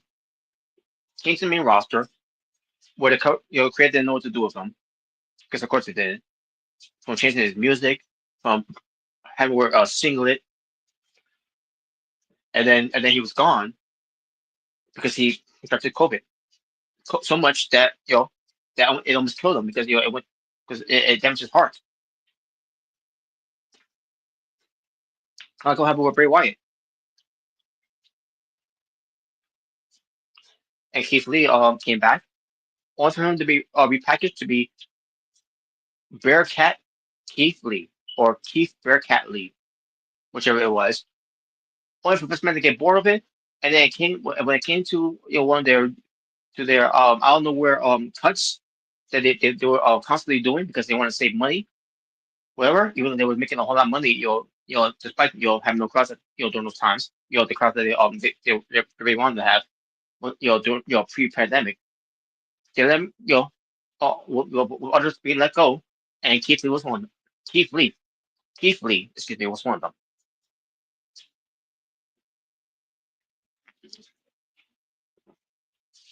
Over in the show up in AEW, and he was getting over there, was first Brooklyn and everything. Only for Keith Lee to not be used, and they came back, with some gray, this coming off from his hair and his beard, only for they go back to the dye of it all, and then end up being gone again because of health issues. And where's he now? He's ready to go. We just don't know when's the time for him to get a call up. Hell, you would think you would have used him for having him return for the 6-year anniversary show of AEW Dynamite, right? Imagine on the pop, oh my God, Keith Lee, I remember him, something like that, But no, I guess they indicated of that. Either one, they didn't have any good ideas on bring back Keith Lee.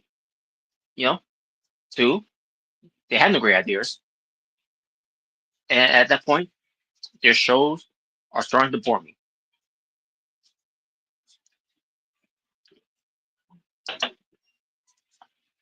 So yeah, Matt Sydal was the favorite of what WWE was looking to see what he does when he was ever born. Doing some crazy amazing stuff.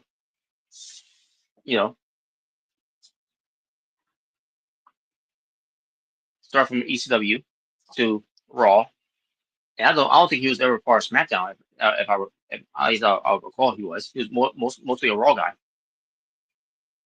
And only for him not to be used until 2024. I mean 2014, excuse me.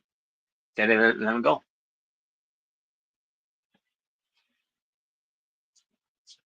And then he went elsewhere, and what comes to him, wrestling in Japan. What was it, like in Japan or something like that? And or I think it was All Japan.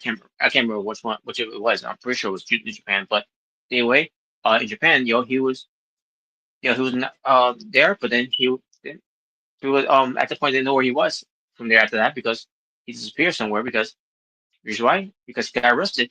He was held in jail because I think he may have smuggled some type of marijuana drugs whatever with him. It's not that I can't remember what the story was for that, but yeah, but Matt Sydal didn't also himself no favor, but he did that.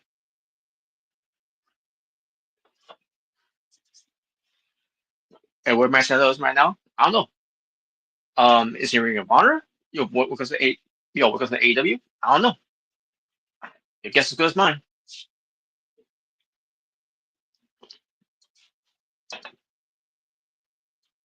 Nails.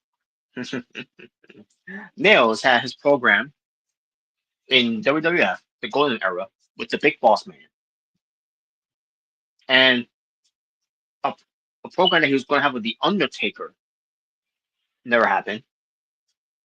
I I don't even know if he's even have a program with Hulk Hogan, which also never happened either. But the point is, Nails was this man's favorite character that he used. The problem with that is Nails did not like the payment that he got. That I guess he was promised of, whatever, and and he showed intensity, integrity, and show intimidation when it comes to how he delivers promo, how he delivers his character. You know, if you see it on Nails, how he how carry himself as character wise, as a wrestler, and well, I don't know much about his wrestling. I'm not saying he's terrible, but I think he's okay in the ring. But well, for a big guy, what a big guy, what a big guy like him can do really in the ring, when he's in the jumpsuit, you know. But his presence though, he had in his presence that people will gravitate to.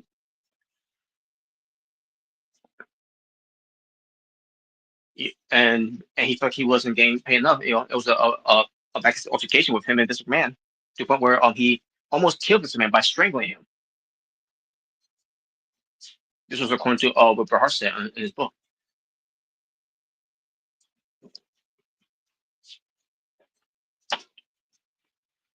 And it has been seen, other than wrestling, autograph signings, whatever, something like that, meet and greets, whatever, that Nails has, that's basically where Nails has been, after that. Basically, this man did everything he can to try to blackball him. Most likely, he blackballed him from ever coming back to WWE. That's basically what it was. Alex Riley. I think at this point is what, number 7? No, number 6. Nails was number 7. But Alex Riley, number 6. Yeah, Alex Riley had a promising career from the start, from 2010. I mean, from 2010. Why I keep doing that? 2010. For NXT season 2, being a rookie for the Miz Pro.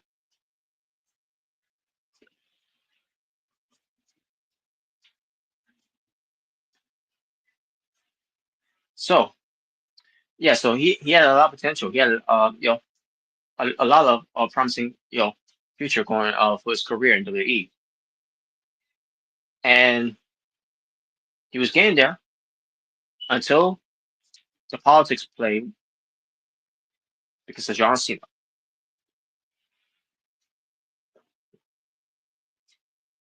And then he went back to NXT, only for him to be bullied by Kevin Owens, who was just playing a commentator, and it's like going back came back into the ring, but then he ends up being released from the company. And then where is he now? Basically, what last I heard, he was doing indie shows. That's at least what I heard he did. But yeah, I was right career went nowhere after what that run that he had.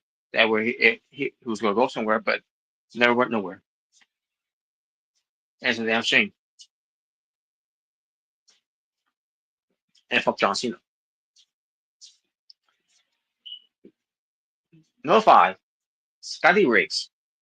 Scotty Riggs, in WCW, had a tag team run with Marcus Bagwell of the American Males, only for Marcus Bagwell to turn on Scotty Riggs to join with the NWO, and then Buff Bagwell was born because he's buff and he's the stuff.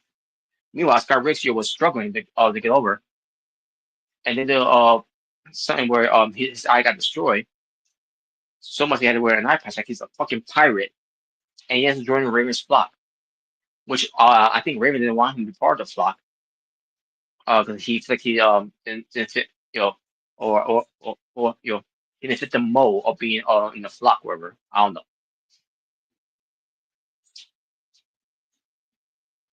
But either way, Skyward was part of it, and then his career wasn't the same after that. And his career actually went nowhere after that. So Skyward had downward spiral. It was so bad that he at one point wanted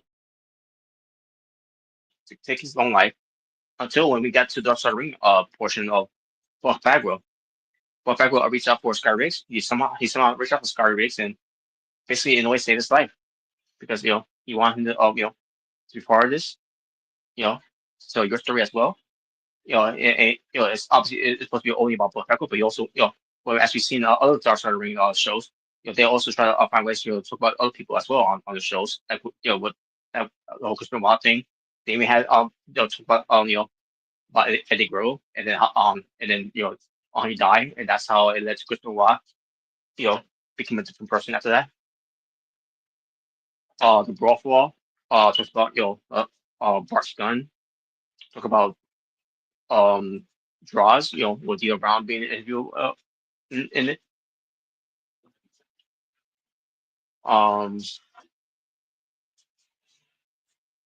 And also, I try to think of episodes when it comes to talk about. I'm pretty sure, yeah, there's a lot of them too as well. That could try to remember, but I'm not gonna bother. But you get the point. But yeah, but Skybridge didn't want anything to do with it, and Buff Bagwell was trying to convince him of that because because again, Skybridge was not in the state of mind of where if Buff Bagwell if Buff Bagwell didn't give a shit about him, he wouldn't still try to talk to him and try to convince him to to do this, and then Skybridge wasn't looking the best that he was. And DP was there for him to help him out. Which why the DP yoga that DP always has been credible of helping people of their lives, that changed people's lives. Sky Ratio got himself together again. DP saw the commitment that he was doing, and he helped he helped him out with it. And Sky Ratio is still with us to this day. So that's what Sky Ratio is at right now. He's in a better place than he is before. Because Sky Ratio, he would have been gone a long time ago at this point. So good thing he's still here with us. Oh yeah, I said something about two people are no longer with us here. I meant to say one person, and that was Bray Wyatt. So I apologize for that. David Schultz, obviously, Dr. David Schultz. The whole thing of slapping Jason Stossel or John Stossel, whatever his name is. Fuck him either way. The whole I think this is fake. Yeah, he sure found out how fake it was when he got slapped in the face for it. Fucking idiot. But we all know David Stossel. I mean David Stossel. Yeah.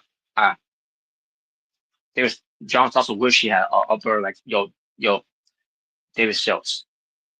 David Stokes. I meant to say. Dr. David Stokes. Obviously, he was fired from WWE because of that. Or sure that WWF at the time. And from there, he became a bounty hunter because this man did everything he can to blackball him from other promotions.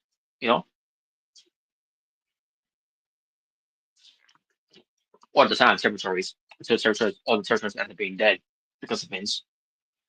I know people will say otherwise, but I will always believe that this man has reasons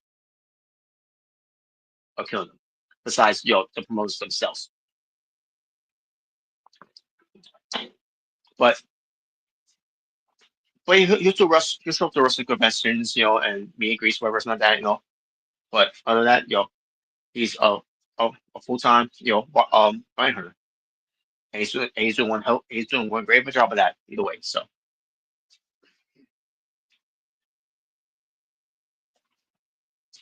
Monty Brown, or some of you may know him as Marcus Crowbon from WWE, where he's on for the ECW brand. Obviously, he came from TNA Wrestling, and he was a hot commodity in TNA. He had a great look. He could have a great promo. He had a great finishing move called the Pounds. Period. People are always saying, that's on period. Well, no one got the word period over more so than Monty Brown, the originator, the alpha male, because that was his nickname. And you look at him, yes, he was definitely the alpha male. He carried himself like one. For someone who's played football, he could have been great in WWE, and he would have been great in WWE. Unfortunately, it was on that year of 2007. His sister unfortunately passed away. The last match we saw of Marcus Corbin was against CM Punk in a losing effort, where the winner was supposed to go to Vengeance Day, Night of Champions, for a shot at the ECW Championship that was vacant because Bobby Lashley was drafted to Raw. And Marcus Corbin, losing effort again, lost to CM Punk after the GTS. And that was the last we saw of him because he ended up leaving because his sister passed away, who left behind a son and daughter. I'm assuming it was, a son and daughter. So Monty Brown left wrestling altogether, out of nowhere. No, without a trace of Monty Brown. What happened to him afterwards. I don't know if he ever did a wrestling meet and greet, a wrestling gathering, whatever. But I do remember seeing something about Monty Brown couldn't promote John Moxley because John Moxley, at this point in now in AEW. And I believe that was when Moxley was I believe it was his third run at the AEW World Champion, I think it was. I can't remember. But I do remember Monty Brown cutting a promo to John Moxley. And he was doing it was the Monty Brown of old, cutting the promo that he does and everything, and then he's saying the Pounds. Period. I'm pretty sure it's online. Yeah, if you have to look it up. But yeah, Monty Brown, man, he could have been something. And he could have been. It's one of the big what ifs.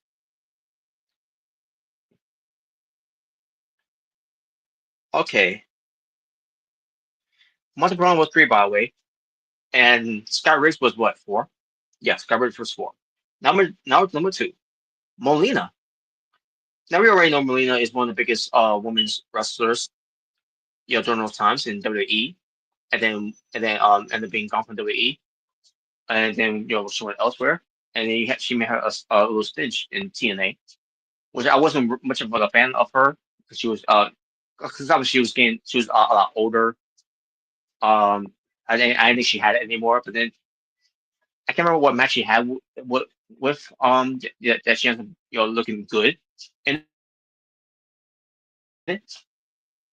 And okay, she's getting her mojo back, because I don't know if she may took time off or wrestling, something like that. But either way, she did not look good at all. We came to it. And I also remember her, beating Lucha Underground one time to help out Giant Mundo to defeat Alberto Patron, I believe Ultimo Lucha, I think it was. I can't remember if that's what it was, but either way, and that was it for of her run there, and of it. I don't know what happened with that, but either way. But Molina, has also made her camera return to the Rare Rumble, only for it to be short because she botched the her own mission. She was supposed to be eliminated yet, which was unfortunate. I think WWE needs to give her a second chance, to make it right, for Well, then again, there's no more Sasha Banks, so because Mercedes Monet is now in AEW, collecting 50 championship belts.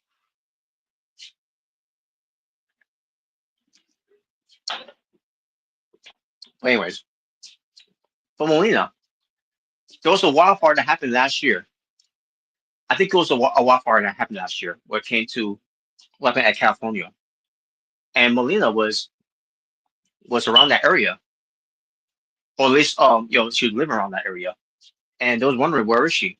There was hope. People were already worried that she got caught in that wildfire. Luckily, she wasn't. Thank God, because that was a serious case. Now, it's unfortunate for other people that were caught in lost their lives. But also a serious situation there. For Molina, and luckily she was not anywhere around there when it happened. And if she was, she must have she must have dodged bullet there for a bit because if it happened at at the moment it happened, she was there. Yeah, I don't think we'll be talking about Molina being alive today if that wasn't the case. I mean, if that was the case, I should say. So thank God, she's still with us here. And finally, number one, Perry Saturn. Perry Saturn, who is known to be from HW, and then going to WWE when he had his big break, and then he really got his break in WWE, only for him to get buried because what he did to Mike Bell, that incident that he had with Mike Bell, which is why his punishment, which I didn't know at the time, that was his punishment, but his punishment was for him to date Moppy. Remember Moppy? If you don't, I'm glad you said that because you don't want to know. The less we say about that, the better. But he was gone for a couple after that. Um, he didn't last until like what 2002, and after that he was gone. And he went elsewhere, to you know, this, obviously his career went nowhere after that. And then he at one point no sold a bullet that shot that got shot. He got shot in the neck and whatever because he was trying to be a good civilian, whatever. And he got shot. He got shot by a bullet and no sold it. How does someone no sold a bullet? Like how Perry Saturn did, and still live. But Perry Saturn, he doesn't wrestle anymore. I don't think he's wrestling anymore. But what was he? But I'll say one thing: he's not being talked about that much, anymore. But someone that had a promising career with a good look and everything, and for a reason, Saturn has never been the same.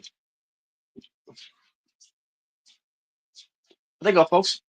That was your top 12 when it comes to pro wrestlers of starting off with something, and then all of a sudden went nowhere because they were forgotten. They were forgotten about. They were gone, and didn't have a conclusion of the story of that. And especially with Kobe Bray Wyatt, because we already know what happened with that one whole thing.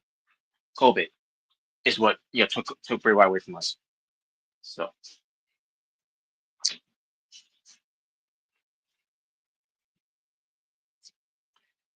there you go, folks.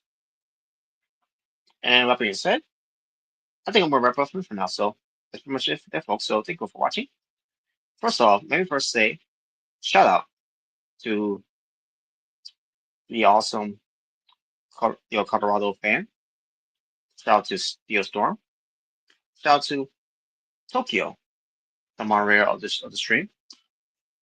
And shout out to another moderator who's very on here, or rarely I should say. But also give him a shout because he is a moderator for my channel, and that is Gamer85. Shout out to Omega Red, the True Japer, and Jordan Williams for being part of the stream. And shout out to everyone that was watching, but then commented in the live chat. But if next time if you want to do it, unless you want to be this piece of shit motherfucker who was in the live chat, carrying along with his suck counts and botch accounts, which I'm calling it. I'm calling it, a botch because you try to sabotage this video and it failed. So take that.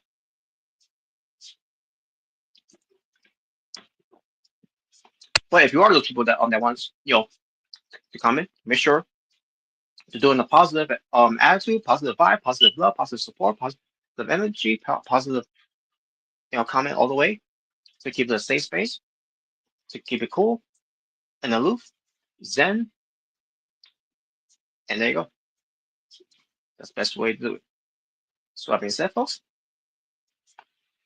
as far as what I'm gonna do later tonight, I'm thinking of not doing the stream when it comes to a Raw. I'm just gonna watch it, just watch the show, because I want to do the stream for let's see. Besides NXT, when it comes to NXT versus TNA Showdown, I'll definitely be available for that one. But besides that, let me see. Wednesday, I'm thinking of doing another BTA. So yeah, next time I do an episode of BTA, which is going to be episode 222, it'll be on a Wednesday night. So yeah. So yeah, I'm not watching Dynamite, by the way. Not watching Dynamite.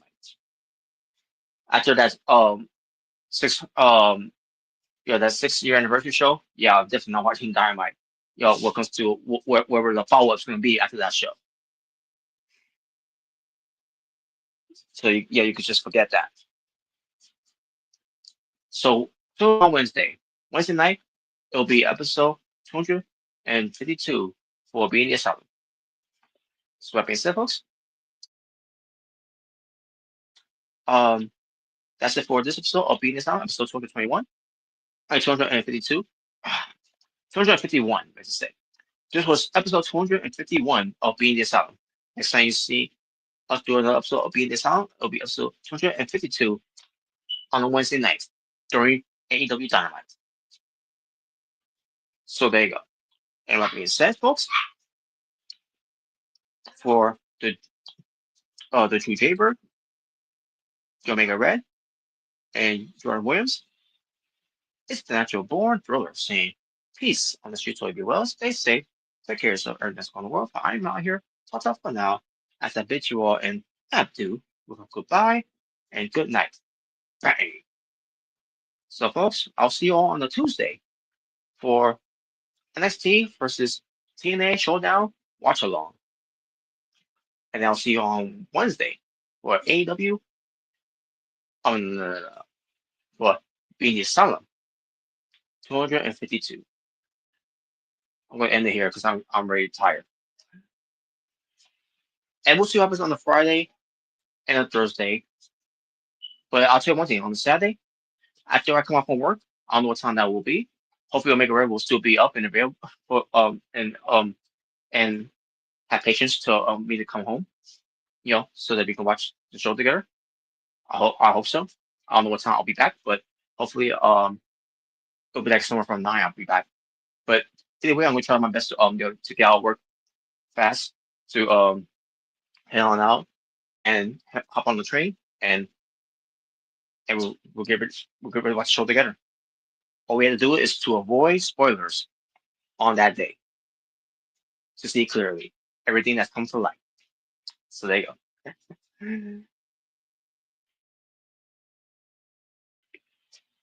So, that being said, take you all, folks.